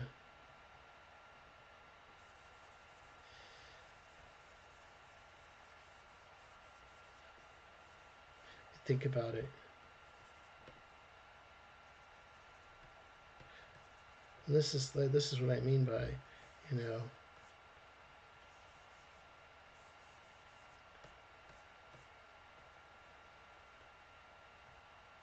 maybe the horse carriage is coming into shot, and all we're doing is drawing some silhouettes here right now. The horse, carriage right now coming into that shot, and that's all you need. You don't need a lot. It helps to.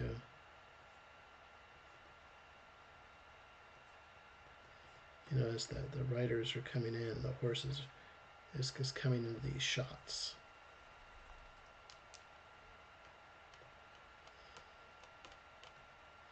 Maybe it's the shot of the carriage coming through. It doesn't take very much.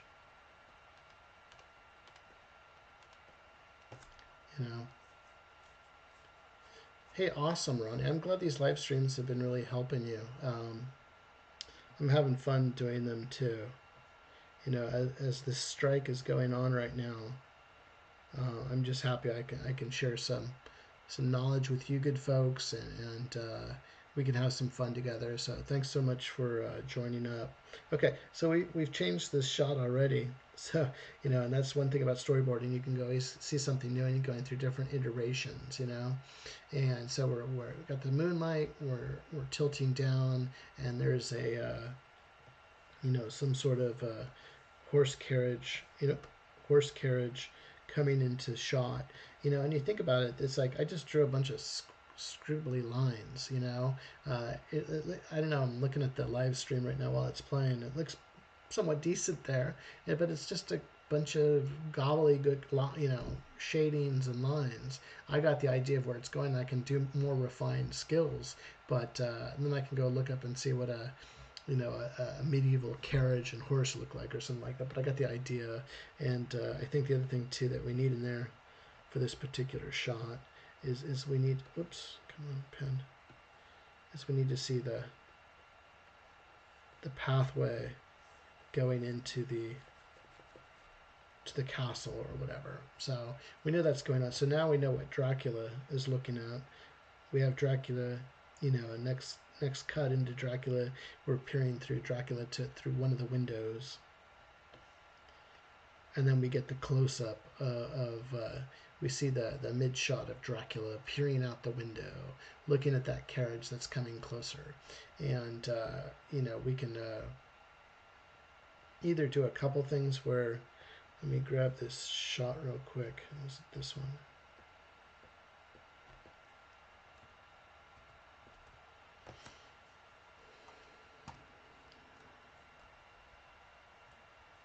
So I'm going to grab all this image here.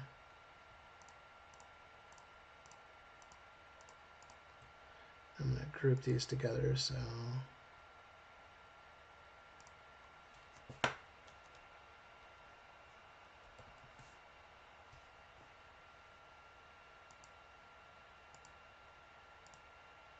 okay, so we have that those 4 panels there.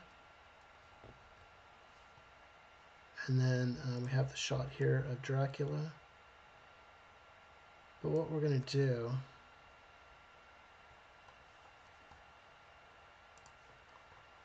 is we're going to have some fun with this a little bit, because we were talking about doing a jump scare.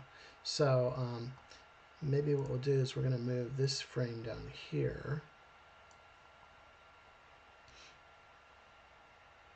So the shot prior was the same shot, but Dracula's looking on. Maybe we want to show what Dracula's looking at in this shot prior.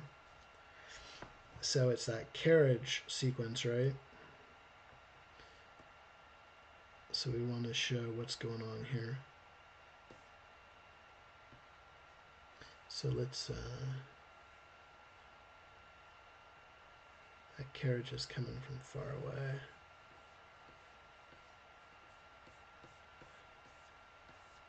I know a few of you said, hey, Paul, talk about perspective and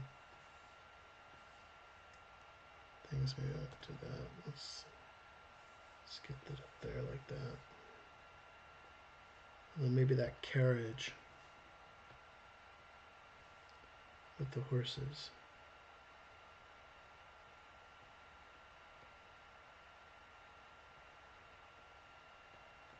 So Dracula is sort of looking down, because what we can do is because he's looking down at this.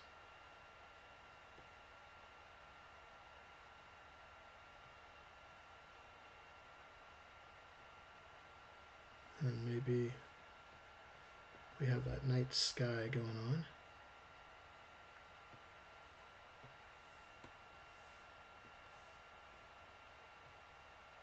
Get that bigger brush in here.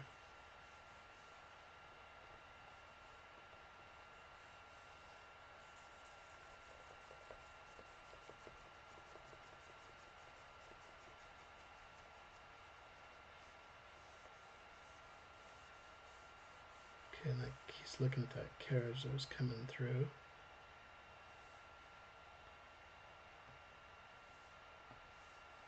Get a lighter color here.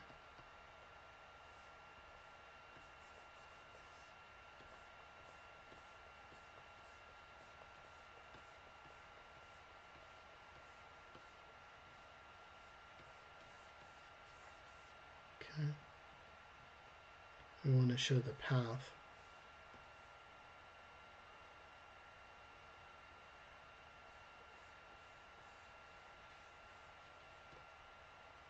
That they're coming.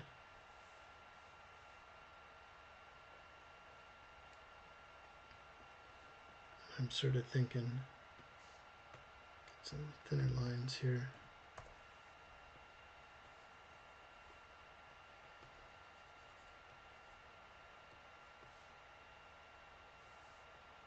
So that carriage has got a lot of dust. Let's get a thicker brush here.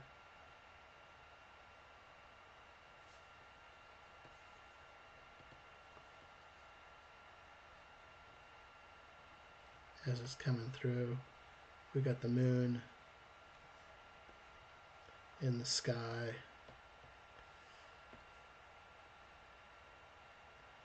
Gonna get some blacks in there to show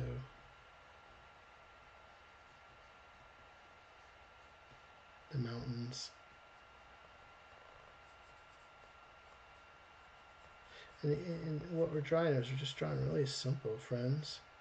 And if you want to, you can put like some sort of big rock face here to make it look desolate or whatever it might be.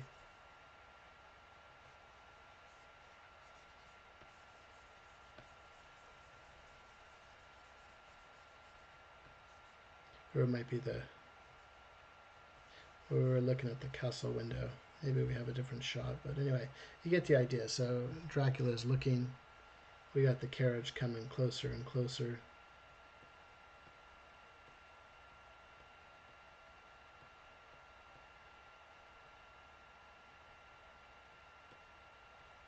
Maybe there's a chain of horses or whatever it might be.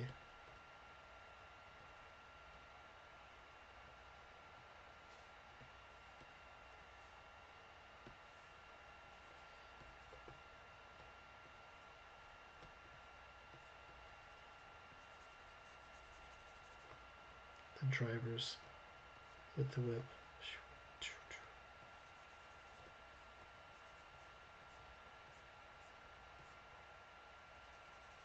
We have the horses going through there.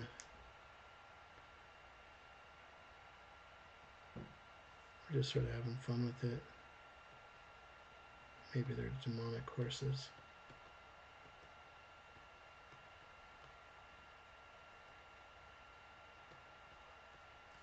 So you sort of got the idea. Okay, so like I said before, let's turn these off. Combine those two here. So like I said before, we have the shot of the moon. We're going down. We see the Dracula's castle in the background. We have the carriage coming closer. Shadowy figure in the window. Figure comes closer. Looks like Count Dracula. The next scene we have after that is Dracula's perspective. There's a carriage coming closer. And then we go back to where we wanted to start. We were talking about that jump scare. So maybe what we'll do is with Dracula in this shot,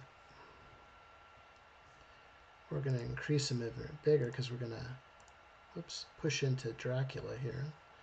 Let's try that one more time.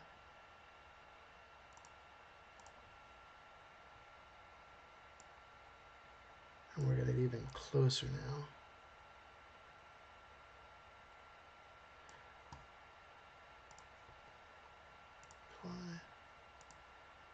This is I guess the fun part of, like I said, is working digital, is we can make all these corrections, do different things, try different things.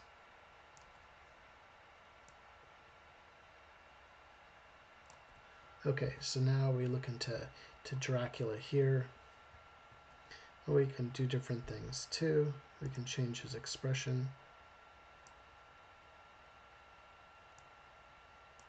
Maybe he'll change it a little bit. So let's grab this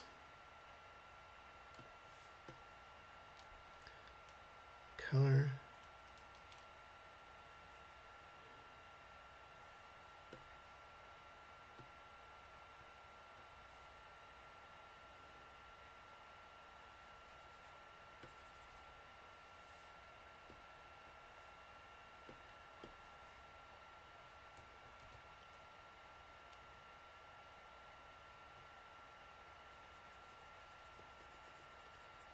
Erase a little bit here so I can see what we're doing here. Maybe we'll just change his facial expression a little bit, but we want to do that jump scare. Okay.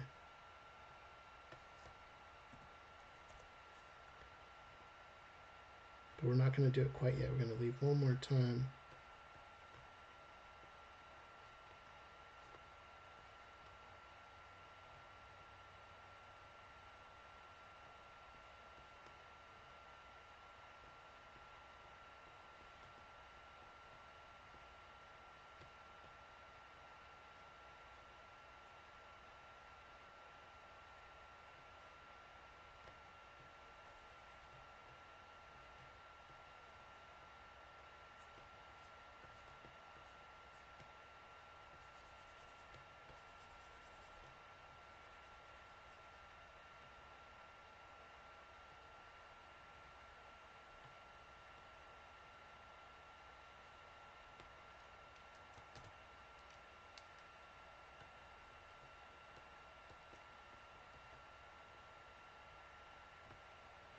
to give him some sort of, just a look of expression here.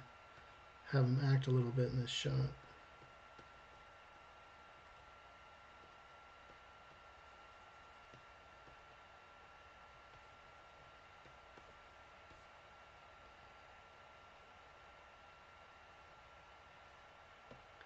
Okay, so we changed him up a little bit.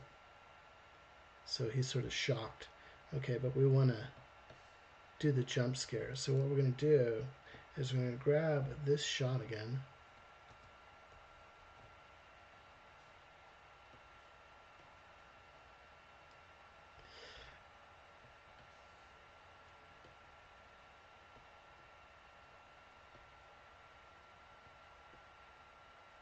Okay, so that's right there.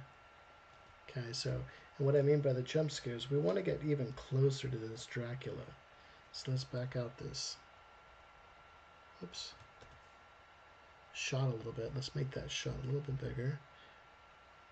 I'm going to come in here, scale.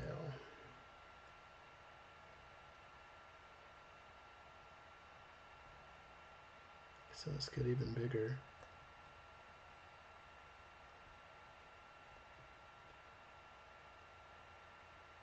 Because we want to rock our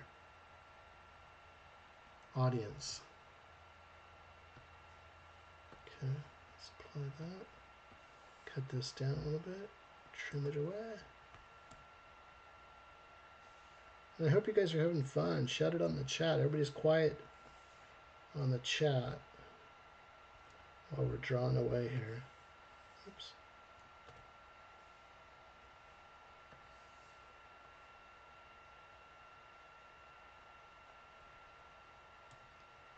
Okay, so let's do this jump scare. Okay, then what we're gonna do is we're gonna get a really scary face on this this Dracula. He's gonna go wacko vamp mode 100%. Okay, so let's do something with this. And let's see, Ronnie read a text in here too. I'm just trying to go back and forth. These live streams have always been really helping me explore different ways to draw faces and in ways I've never done before. Definitely busy drawing. Anyway, thanks, CJ. Awesome. I'm glad everybody's getting a kick out of this.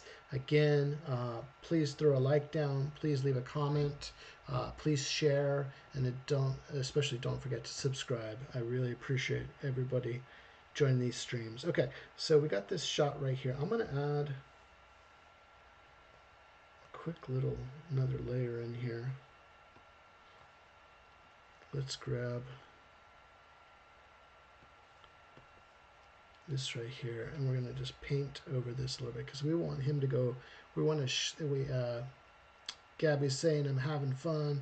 Ronnie's saying I'm too focused over here. Well, have fun. I'm going to take a little sip of my drink. Cheers, everybody.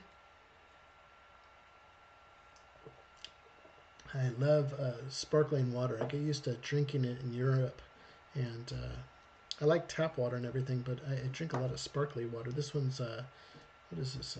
Orange vanilla. Wets my whistle while we're working here. Okay. So let me throw down some paint here. Let's cover this up a little bit. And we want this Dracula die to go full vamp on us. Okay. Okay, so I got enough so I can see through it a little bit. My Dracula seems really sad. He's bald. Gabby, I can't wait to see your bald Dracula. So let's get our guy. So you have the carriage coming forward. He sees the carriage. Go back to him. He looks sort of shocked. Now I want him to be really angry, fully vamped out, super pissed. Let's have some fun with it. So let's draw some vampire craziness right now. Okay, so let's see how I'm going to do this. Let's see. Go like this. That nostril's going to flare. You know, we want it to be... he's just like... He's just... That mouth is going to get extended. He's gonna be like just totally bonkers. He's gonna get in there.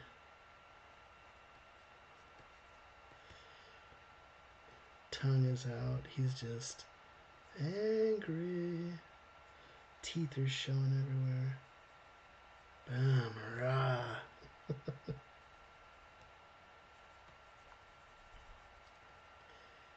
He's just angry. Angry vampire. Angry vampire. He's just angry. He's out there.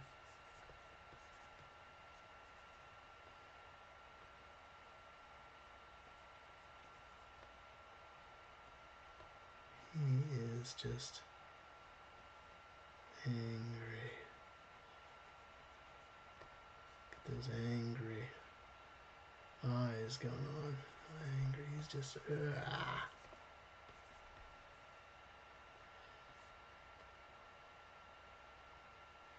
Come on, stylist. You can do it.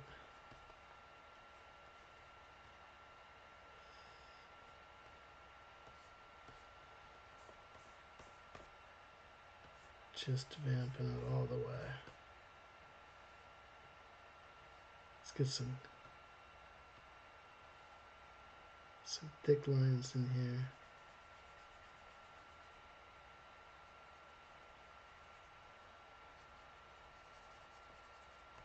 So we want to scare our audience here. He went from Mr. Nice Guy to crazy vampire.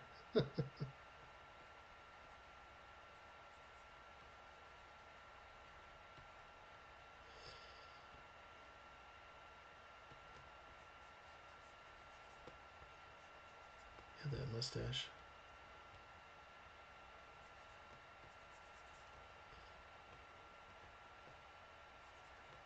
Got the goatee beard. We want to scare our viewers.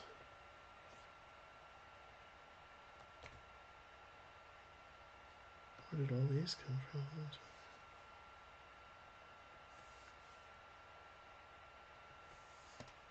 He almost looks cross-eyed. I don't like that. I don't want a cross-eyed vampire. Let's fix his eyes. Don't like that at all. I don't want a cross-eyed.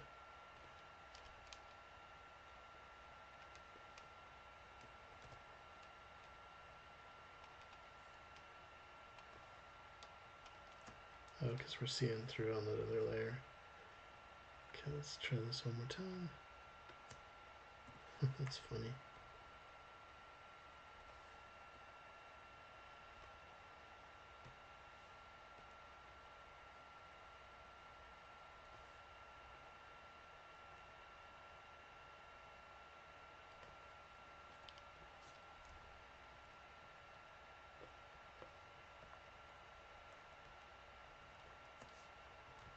See how that looks, if that looks any better.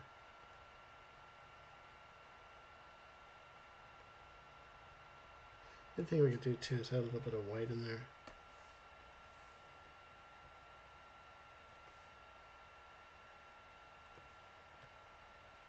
Because we want those teeth to shine.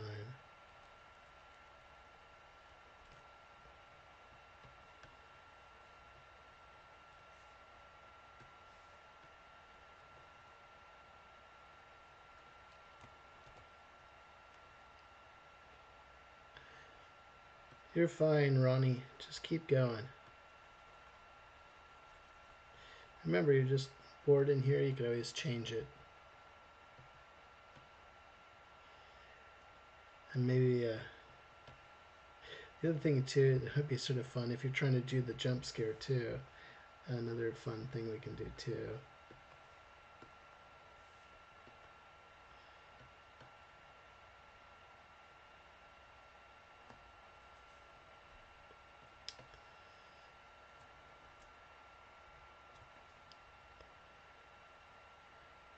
Is let's add to jump scare our viewer. Oops.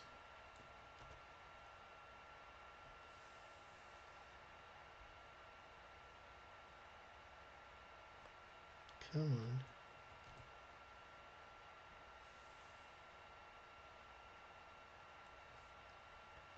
Is that a color in there? Let's get crimson. Some sort of crimson red. Boom.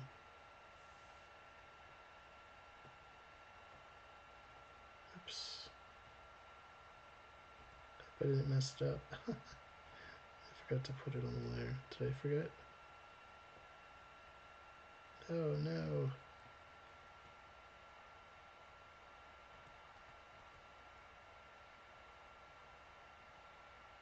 What did I do wrong? I think I messed up my layer.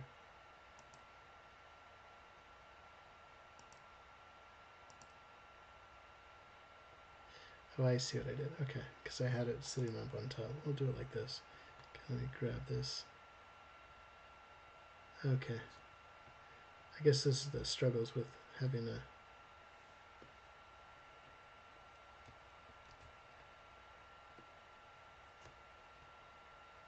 Okay, let's try that one more time.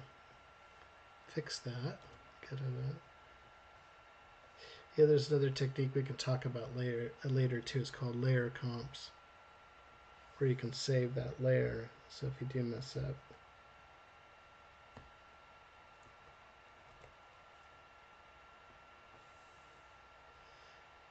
we can go back to it again. Okay, let's try it one more time. Okay, there.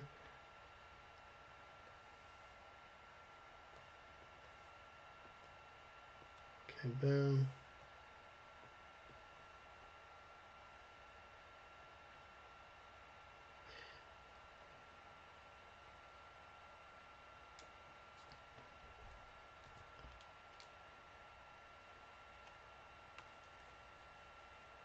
All we're doing is showing the anger of the vampire.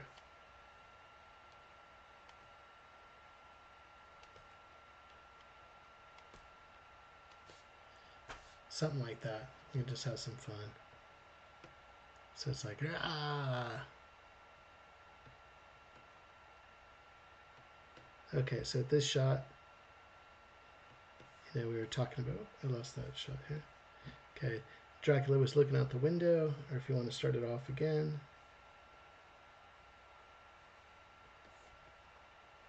Is we had the shot here, we had the moon, we had the tilt down. Let's get that a little closer. Okay, so we had the moon, we had the tilt, carriage coming up to the castle. Our next shot was the vampires.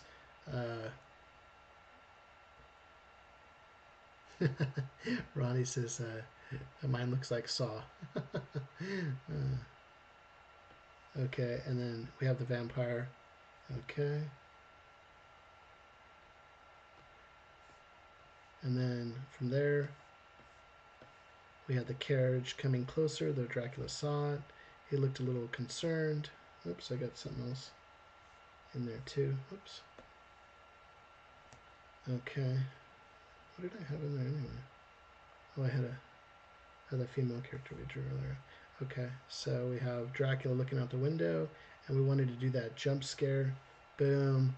He's looking out there, and we could even go even crazier with this particular shot, where we could go even bigger with it. So if you want to scare the, let me see which layers.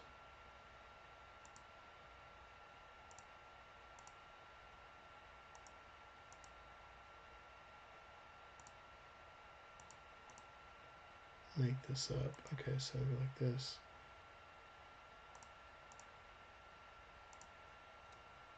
Okay.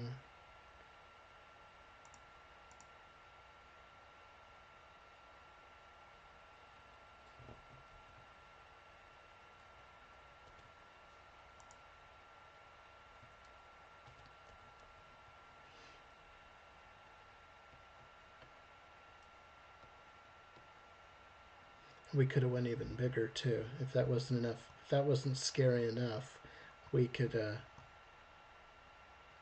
go a little bit bigger with that shot too.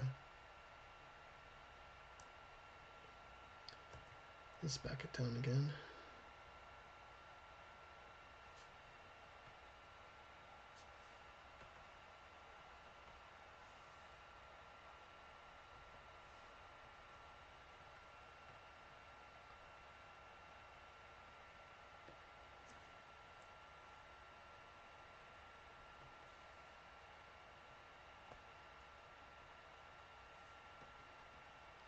See how big that got. I can get really big.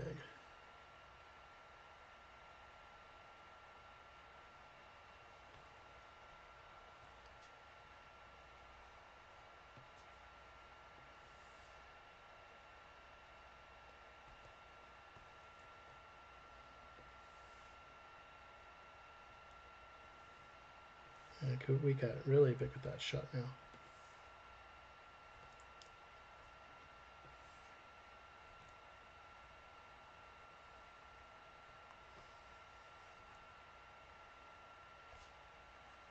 Maybe that was that jump scare too.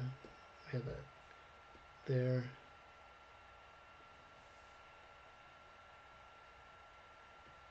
This is what storyboarding is so much fun. You know what I mean? Right now we created, what, 8 panels or 8 frames. The other thing you can do too with these shots is you can have fun with it too. And let me just make sure I got that shot right. Okay. As you can grab that image, maybe we do a Dutch angle. Because you know that the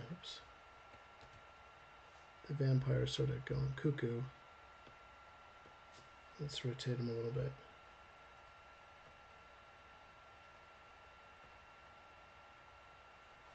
He can go either way.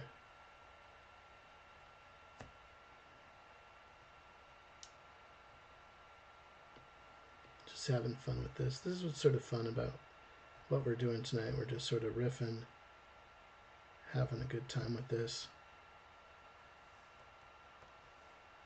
Telling some stories.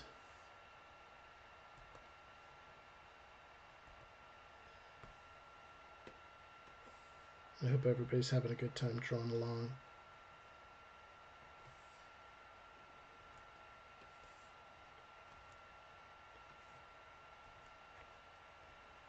Add some more color to this frame. Finish his hair.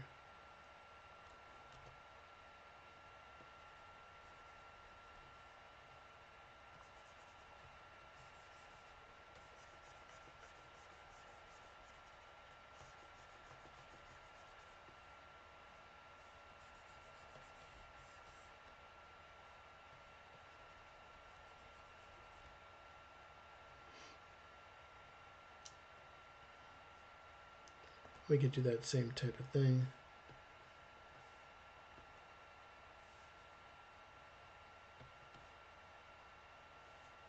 That red box.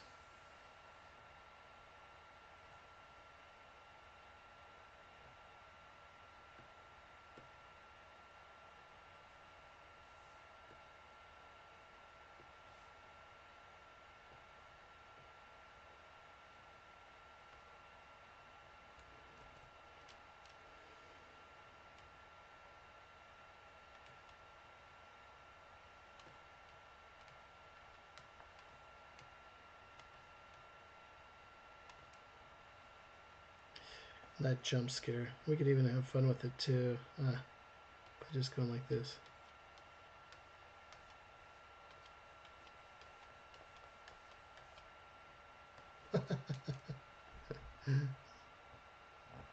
That's pretty cool. Let's do a quick save on this. Yeah, I like that.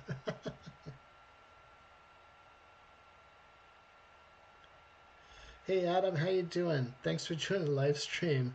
I so much appreciate you jumping on here from Great Britain.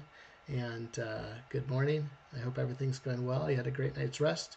And I'm glad you caught sort of our tail end over here. It's almost 2 o'clock in the morning for me over here in Pennsylvania. And we're going to do a few more some few more shots over here. I think we've been going for a little while. Let me take a sip of my drink, but welcome Adam. We got a good crew of folks here. We got looks like quite a few of us all together having fun, sitting there jamming. Again, just to sort of recap, because Adam just joined the party just now. Let's go ahead and close this down real quick. We've already talked a lot about horror, so Adam, please watch the replay so you can catch the first part of our most of our lecture there, but catch out what we were talking about. We talked about a lot of the theory behind horror, and we talked about Hitchcock, all sorts of vampire movies, and then also the differences between how to build suspense. Okay, so we were talking about we have our moonlight, we have some bats in the sky, we're tilting, we see some sort of carriage coming up to the Dracula's castle. We sort of peer into a window. We got some torches going and some sort of figure in the back. As the figure comes forward, we see that it's Dracula. Okay. Oops. And then we have our next series of images for a storyboard. And so Dracula was looking out the window. That carriage is coming from the distance, coming closer and closer. We'd probably change our perspective a little bit on this one, but just for time's sake, we drew it out. He looks a little shocked. Oh, who's coming? Who's coming to get me? Is it Van Helsing? Who is it? Who's coming? And then we're going to do a jump scare. And the jump scare is what we're talking about. Is you have a normal view of that particular character or that situation. All of a sudden, boom! Either the character morphs into something else, or there's two characters having a conversation, and then a third character that comes out in some zombie or whatever it is, or mummy or wolfman surprise attack, and that's what a jump scare is. But we're also talking about how to build suspense, and we were talking about Hitchcock and about suspense. There's no terror in the bang, and this is according to a quote from Alfred Hitchcock. There's no terror in the bang, only the anticipation of it. Meaning, like, it's how do we build suspense? So right now we're doing the jump scare with the shock of character looks one way, then boom, he looks another way. Okay, or suspense where we know something is going to happen. We're building that tension, and we're tightening and tightening and tightening that tension, and then all of a sudden, then whammo, you get that scare tactic. And it's like, when are we going? We know we're going to get scared, but when are we going to get scared? So, we were talking about the Conjuring, and James Wan did a fantastic job at building that tension, in terms of suspense. And then also you have somebody like Guillermo del Toro, very good at that too. You watch Crimson Peak or some of his other films. This man is in love with monsters, and one day maybe I get to work with Guillermo. Give me a call, Guillermo. That'd be absolutely phenomenal to be able to work on one of those productions. So very cool. With this jump scare, we had the Dracula, and then all of a sudden he went full vamp, and boom! That's sort of our jump scare is where we were talking about. So now we need to figure out, why is Dracula tweaking out?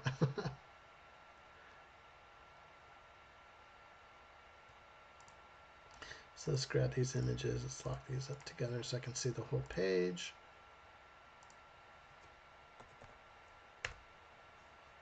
Okay.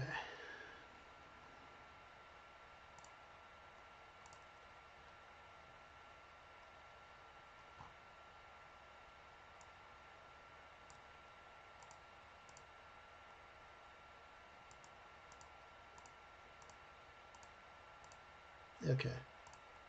And then what we can do is from there,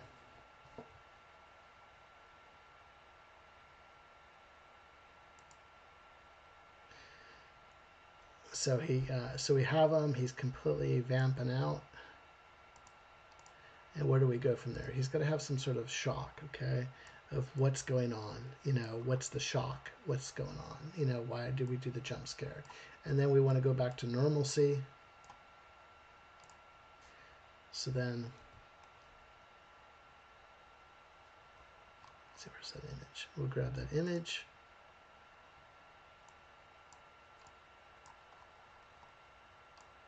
Of Dracula right there again. Let's zoom in.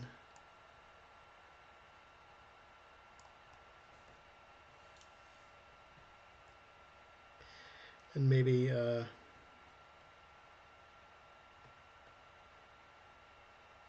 Let's see, how are we going to do this? Okay, so let me throw a new layer on there. I'm thinking of something funny as he was looking out that window. And what did he actually see?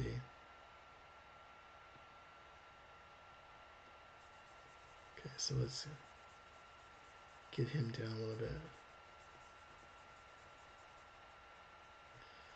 Thinking of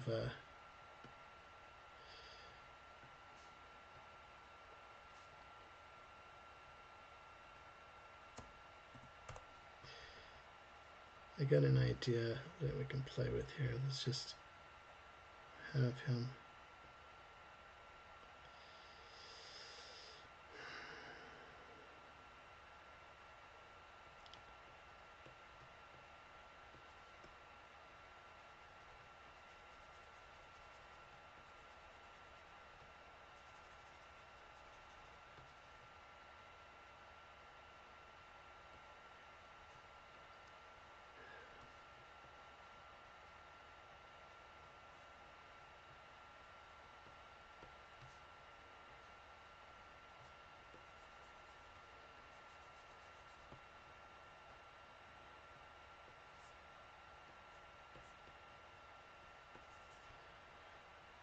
So I have him sort of going.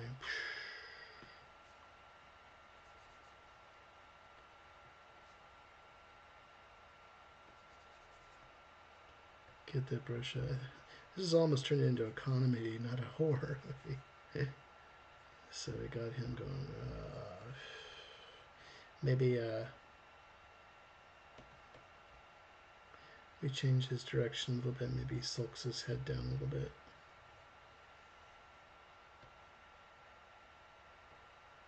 Oops.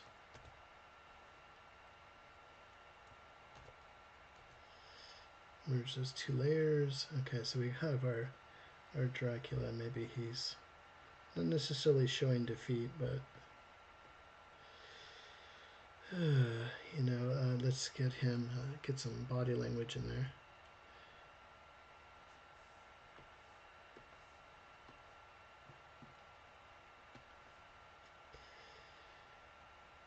Let's get his hand up there real quick.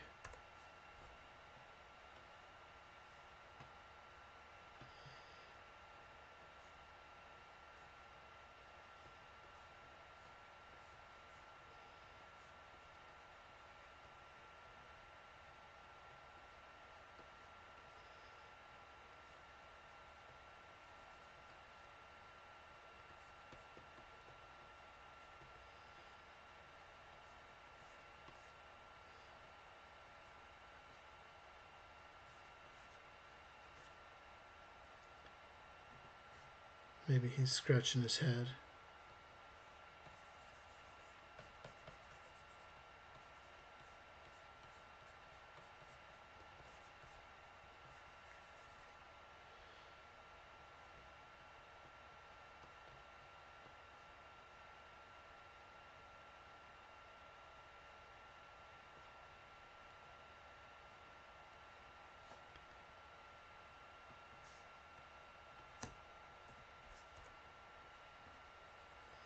He's got his rings and stuff like that, but he's scratching his head.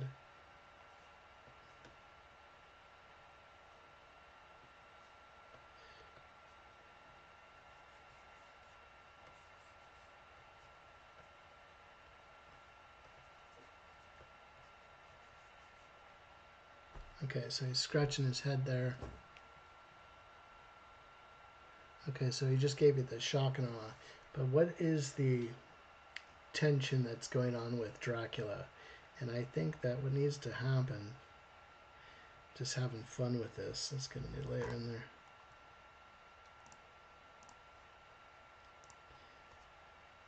As he's there.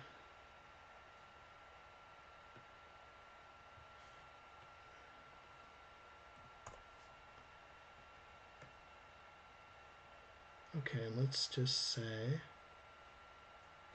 let's get this here, because he was looking out there. Okay.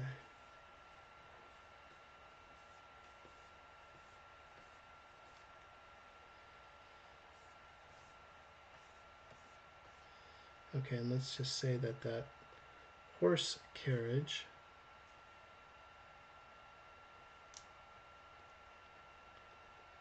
this is where we have to look up horse carriages and stuff. But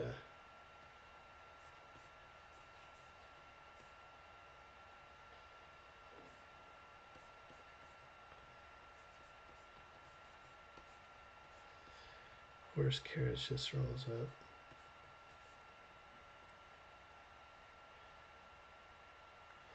No problem, CJ.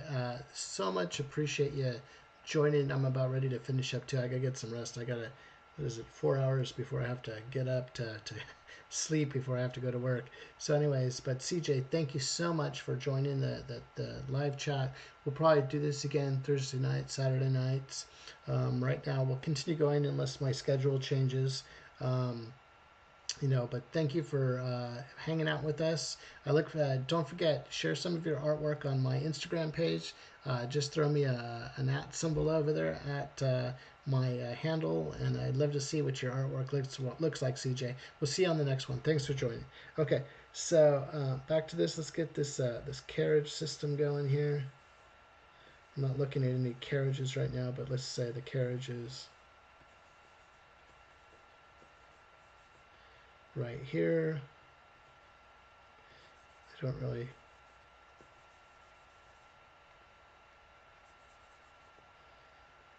Yeah, I gotta look some carriages up.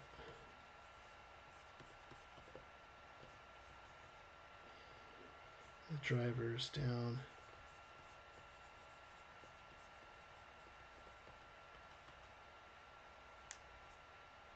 Gabby, have a good night. Thank you.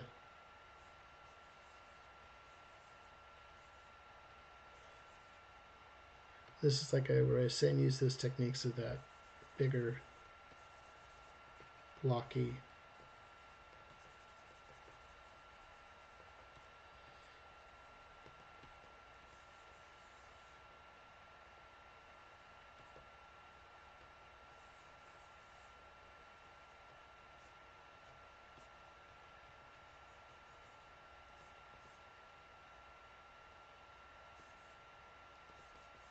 Carriages here.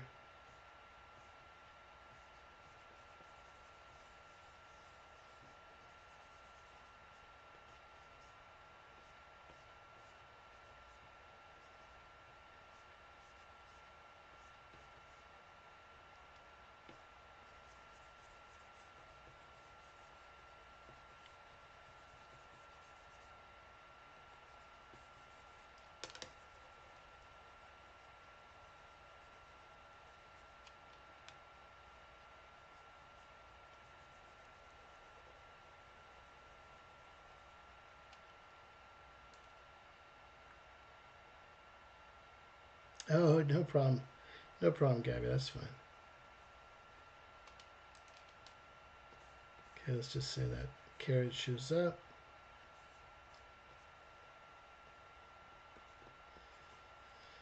I just sort of changed it up real quick. So I put the horses.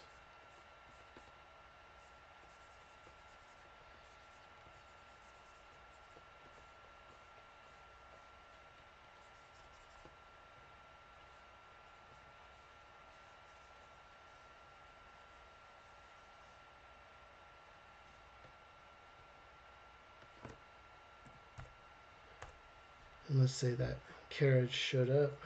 We have our carriage here. Maybe there's a carriage light or something on the carriage. I have to use some reference of what we have for the carriage. That's here.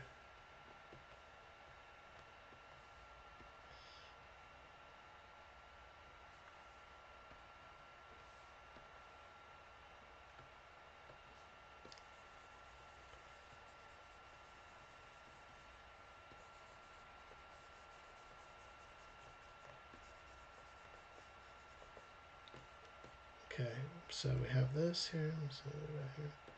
Boom, boom.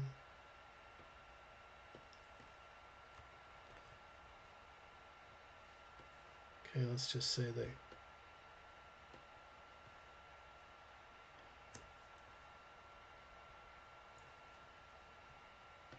Vampires looking on.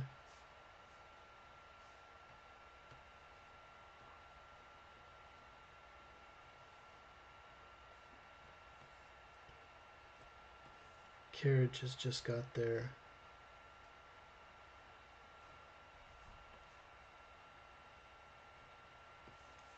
Oops.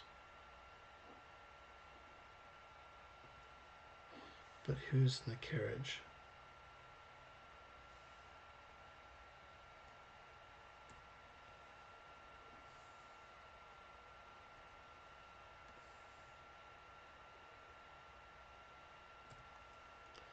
I don't know, the more I'm playing around with this idea, it's I'm thinking more of Mel Brooks of Young Frankenstein right now. I went from horror into comedy, which is a great combination too. If you haven't seen the late Gene Wilder in Young Frankenstein, that's a must-see Frankenstein movie if we're talking about horror, but on the comedy side of everything. Okay, so we have our Dracula character looking on here, or looking, and all of a sudden there's some sort of character here in this carriage. So let's have fun with this. Let's add one more little quick little layer here. Who is in the carriage?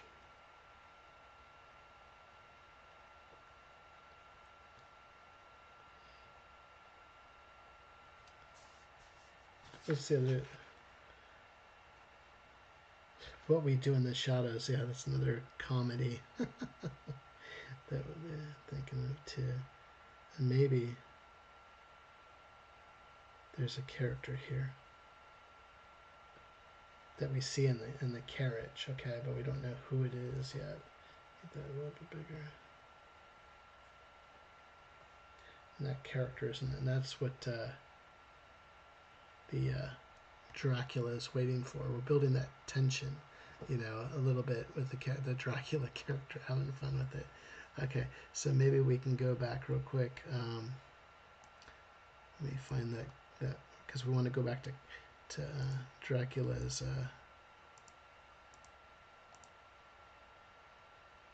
expression here. Let's see. Whoops.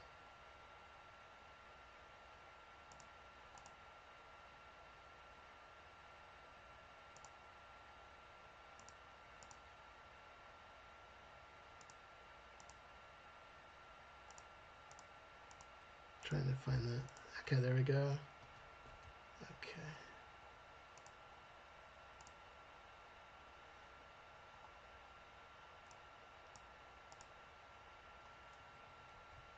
Go back to Dracula, his expression.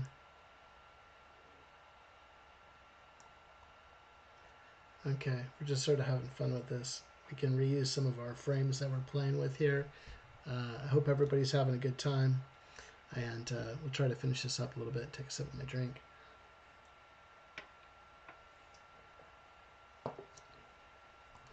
And these are a little bit more complicated. We're not just doing thumbnails. We've got some value and some tone on here.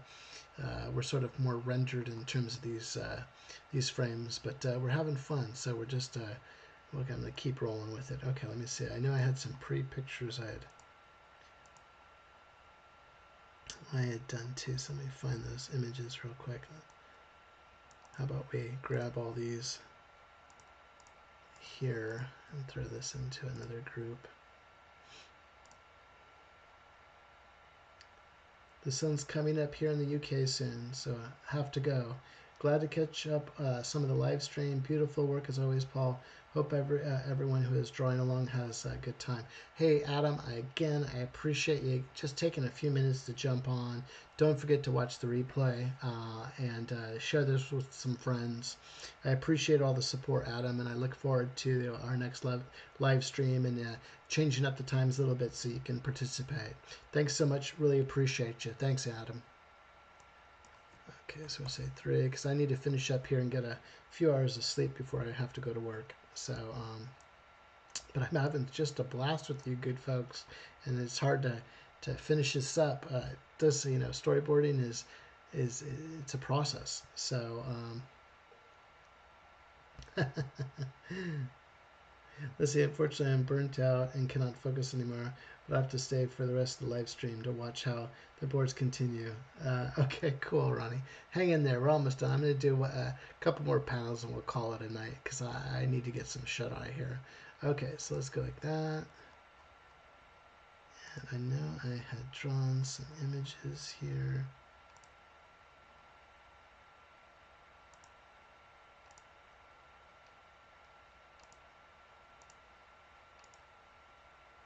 Okay, there we go, sketch.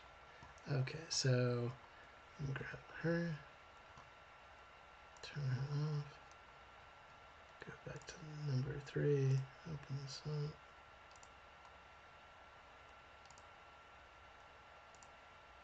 New layer, cool.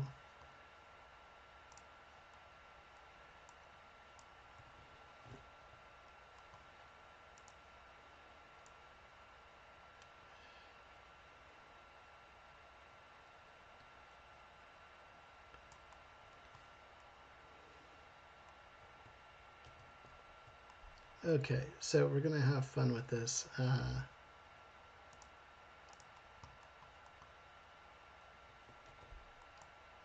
So who comes out of the carriage that Dracula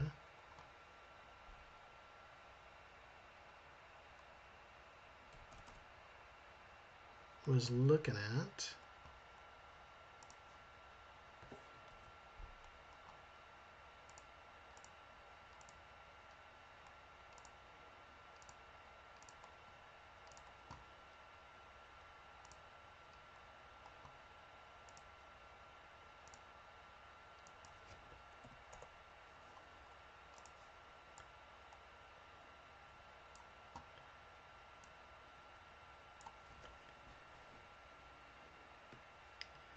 Is who comes out of this carriage but a beautiful vampiress.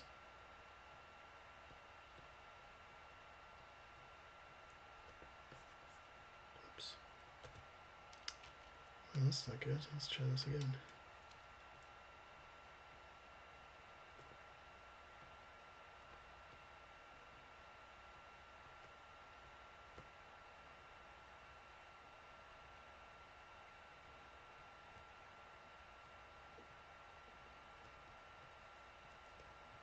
She's got the big earrings.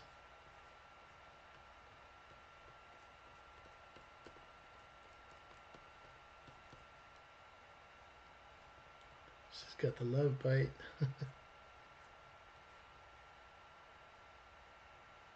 She's got the blood. So let's do that real quick.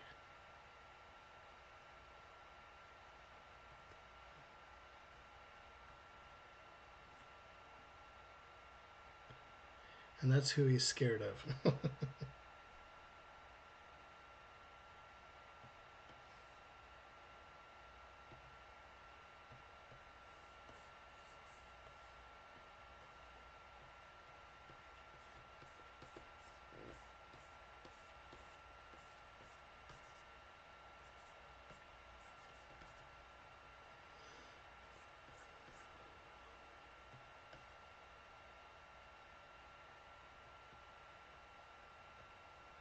I thought that would be sort of funny. That's why I was like, oh, this is sort of like a Mel Brooks film almost.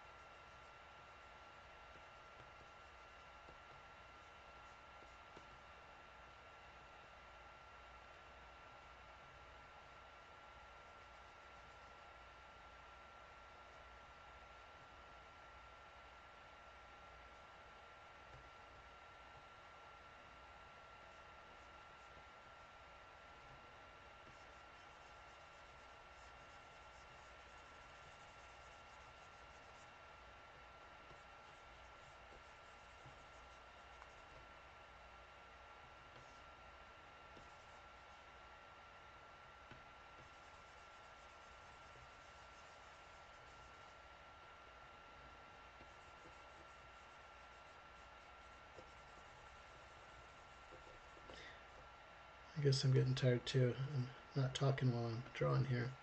Just drawing our fancy vampirus here.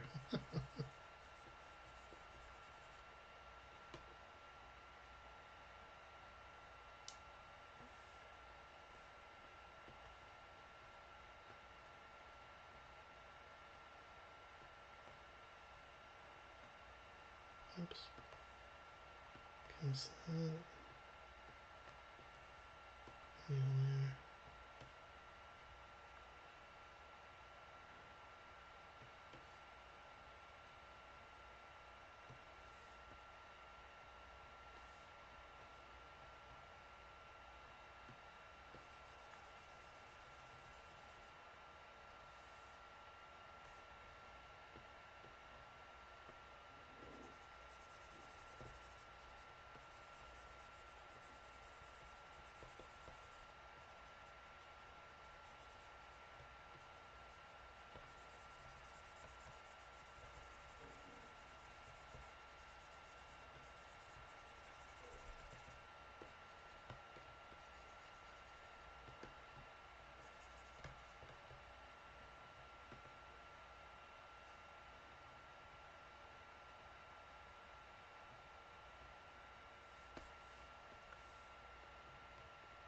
So she's coming out of that carriage.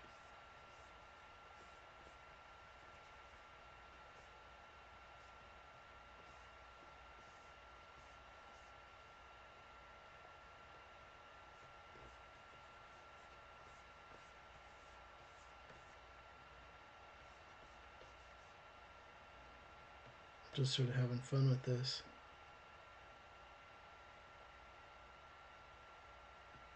Get some blacks in here.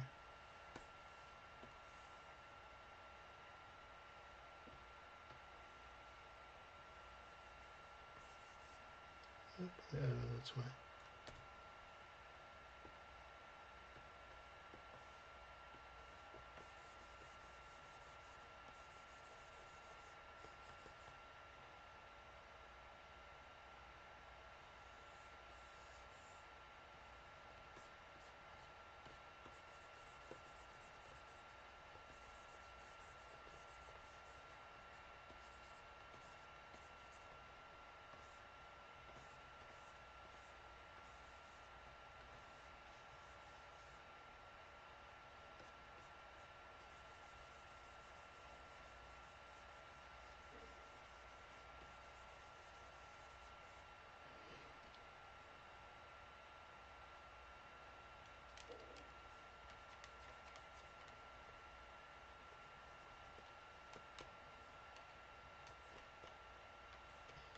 Yeah, this is where we would go get some of that reference material in terms of what we're doing there.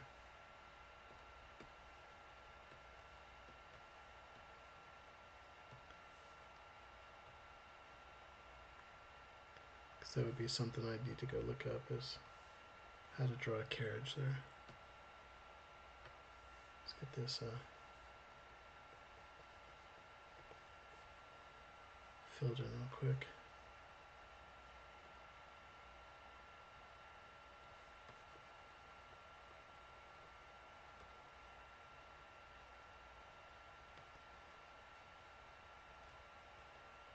And so we'd have our vampirus. Oops.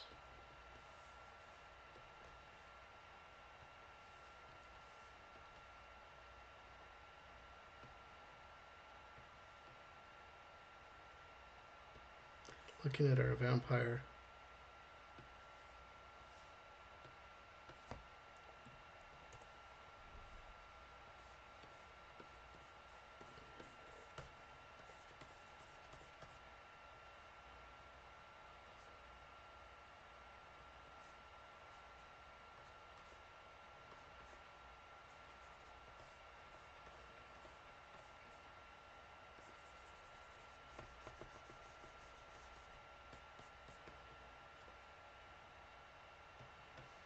And so this is what the vampire is all worried about. So have the vampirus coming out of the carriage, okay?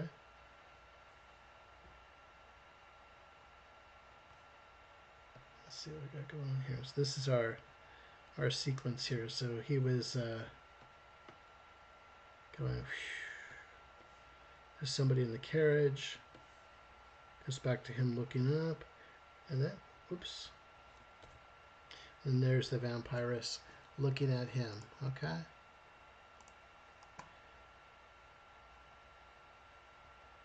Let's put all these images here together. Okay, so then the last shot we're going to do,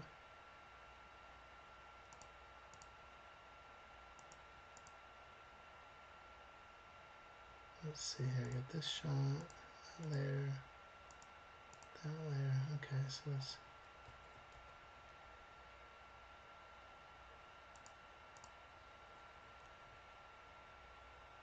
I can't combine them.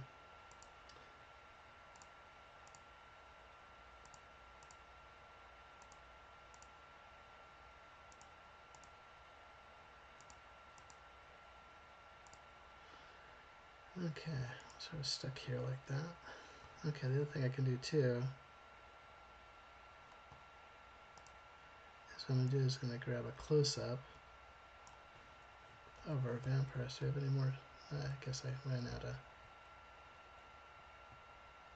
of frames here. Let's turn that off.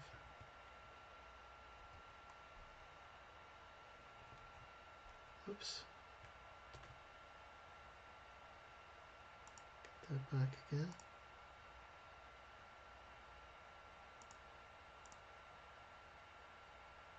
Oh no. What happened? After all that, I lost my...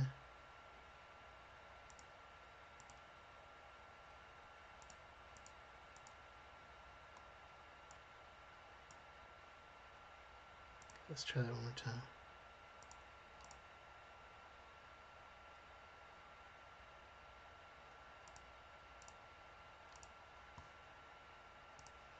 I just want to grab a close-up of her.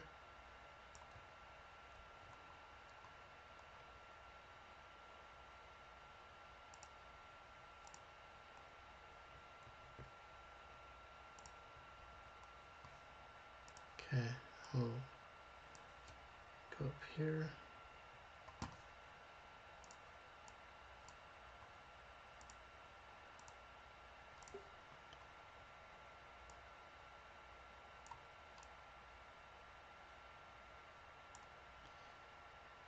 Go like that.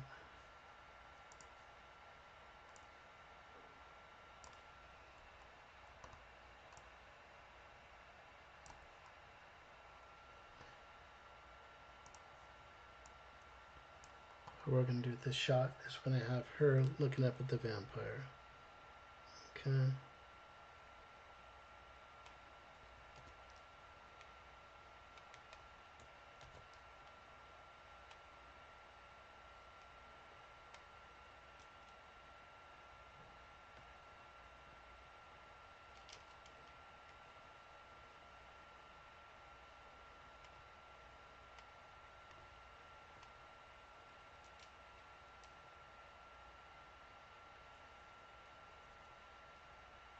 She's going to drop her head down a little bit. We're going to have her give the death stare at him. Okay, so let's do that.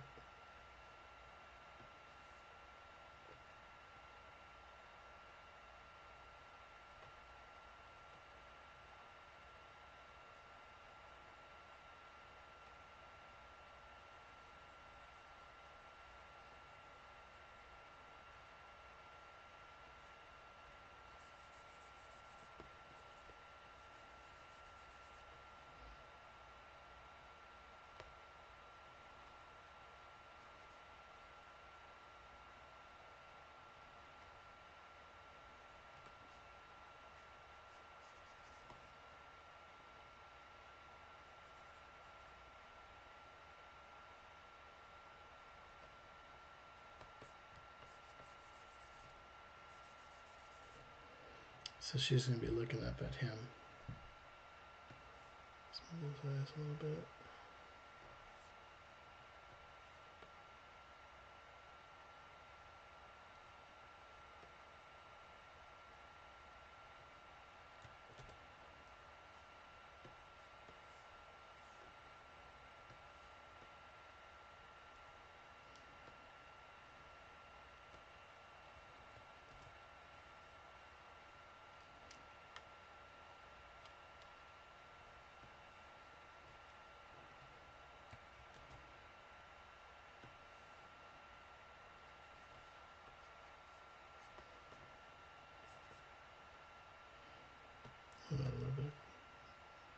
thicker lines here.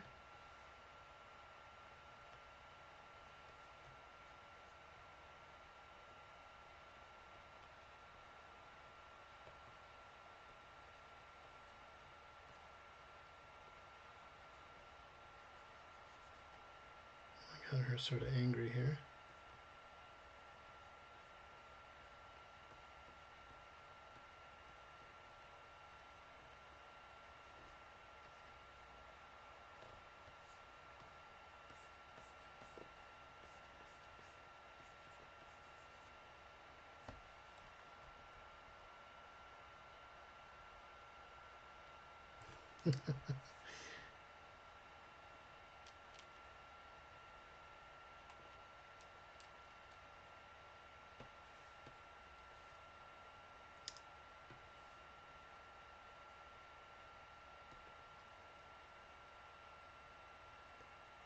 Let's move that nose just a tad bit.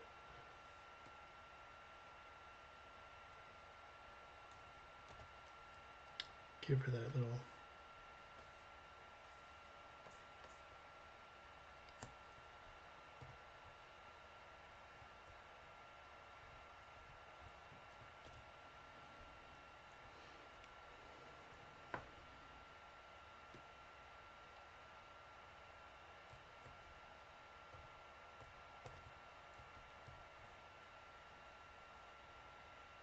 give her a little bit of that hair.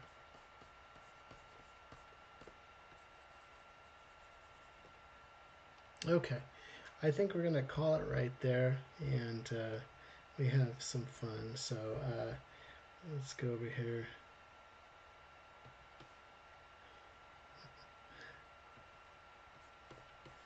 To be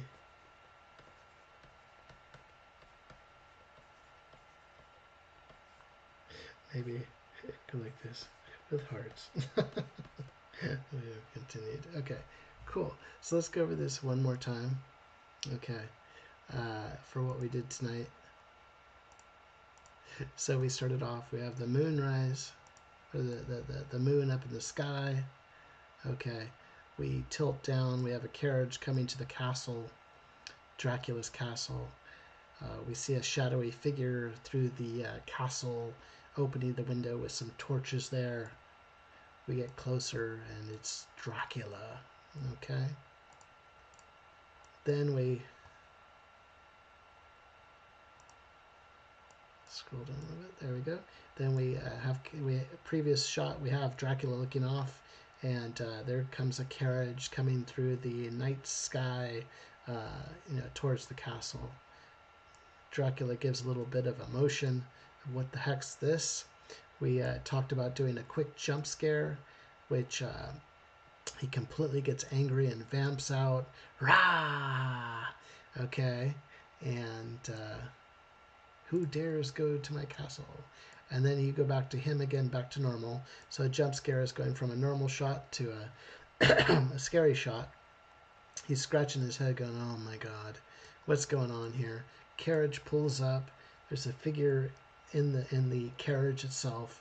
He's looking off going, oh man, what do I got here? And then all of a sudden this beautiful, voluptuous vampiress comes out of the carriage. Okay? And last shot, she's looking at Dracula. To be continued. Heart, heart, heart. Okay. So we had a little bit of fun with horror tonight. I was going to go to a whole different horror direction, but it ended up being a Mel Brooks style Dracula movie. And had lots of fun with this tonight, everybody. I hope each of you had a good time. For the folks that were able to hang on with me tonight and have a good time, I thank you so very much for hanging out with me. Let's see, I get a couple hours of sleep before I head off to work, but I have such a great time with everybody, hanging out, doing these live streams and just storyboarding, telling stories, having some fun. Don't forget to practice your sketches. We talked about drawing with thicker lines to try to get that muscle memory and knowledge of those drawings done, so you can get your storyboards knocked out fast. But again, I appreciate everybody joining our live stream on our special edition jam session on horror, and we focused on vampires. And really appreciate everybody jumping on the live stream again. Please don't forget to like, leave a comment in the comment section. Please subscribe. I appreciate all the subscriptions to the channel, and the channel's been growing like tremendously, and I'm just so humbled by all that. And just keep it going. Let's just keep this jamming going. We had some great ideas as we were talking together tonight, so see what we can do going forward. Right now, I'm looking at possibly, go ahead and seeing what happens with work on Thursday, but would love to live stream again and continue this process with you good folks. Don't forget to check out the shorts on my YouTube channel, and as those are coming out, we're trying to get some new stuff going on there too. But Gal Calf, have a great night. Ronnie, have a beautiful night. Thanks so much. Have a good time. And I appreciate everybody that took time out of your busy day, morning, to come and hang out with me. So, Bharat, thank you so much. You got it anytime. So you guys all take care tonight, and I will catch you on the next live stream. Thanks again, everybody.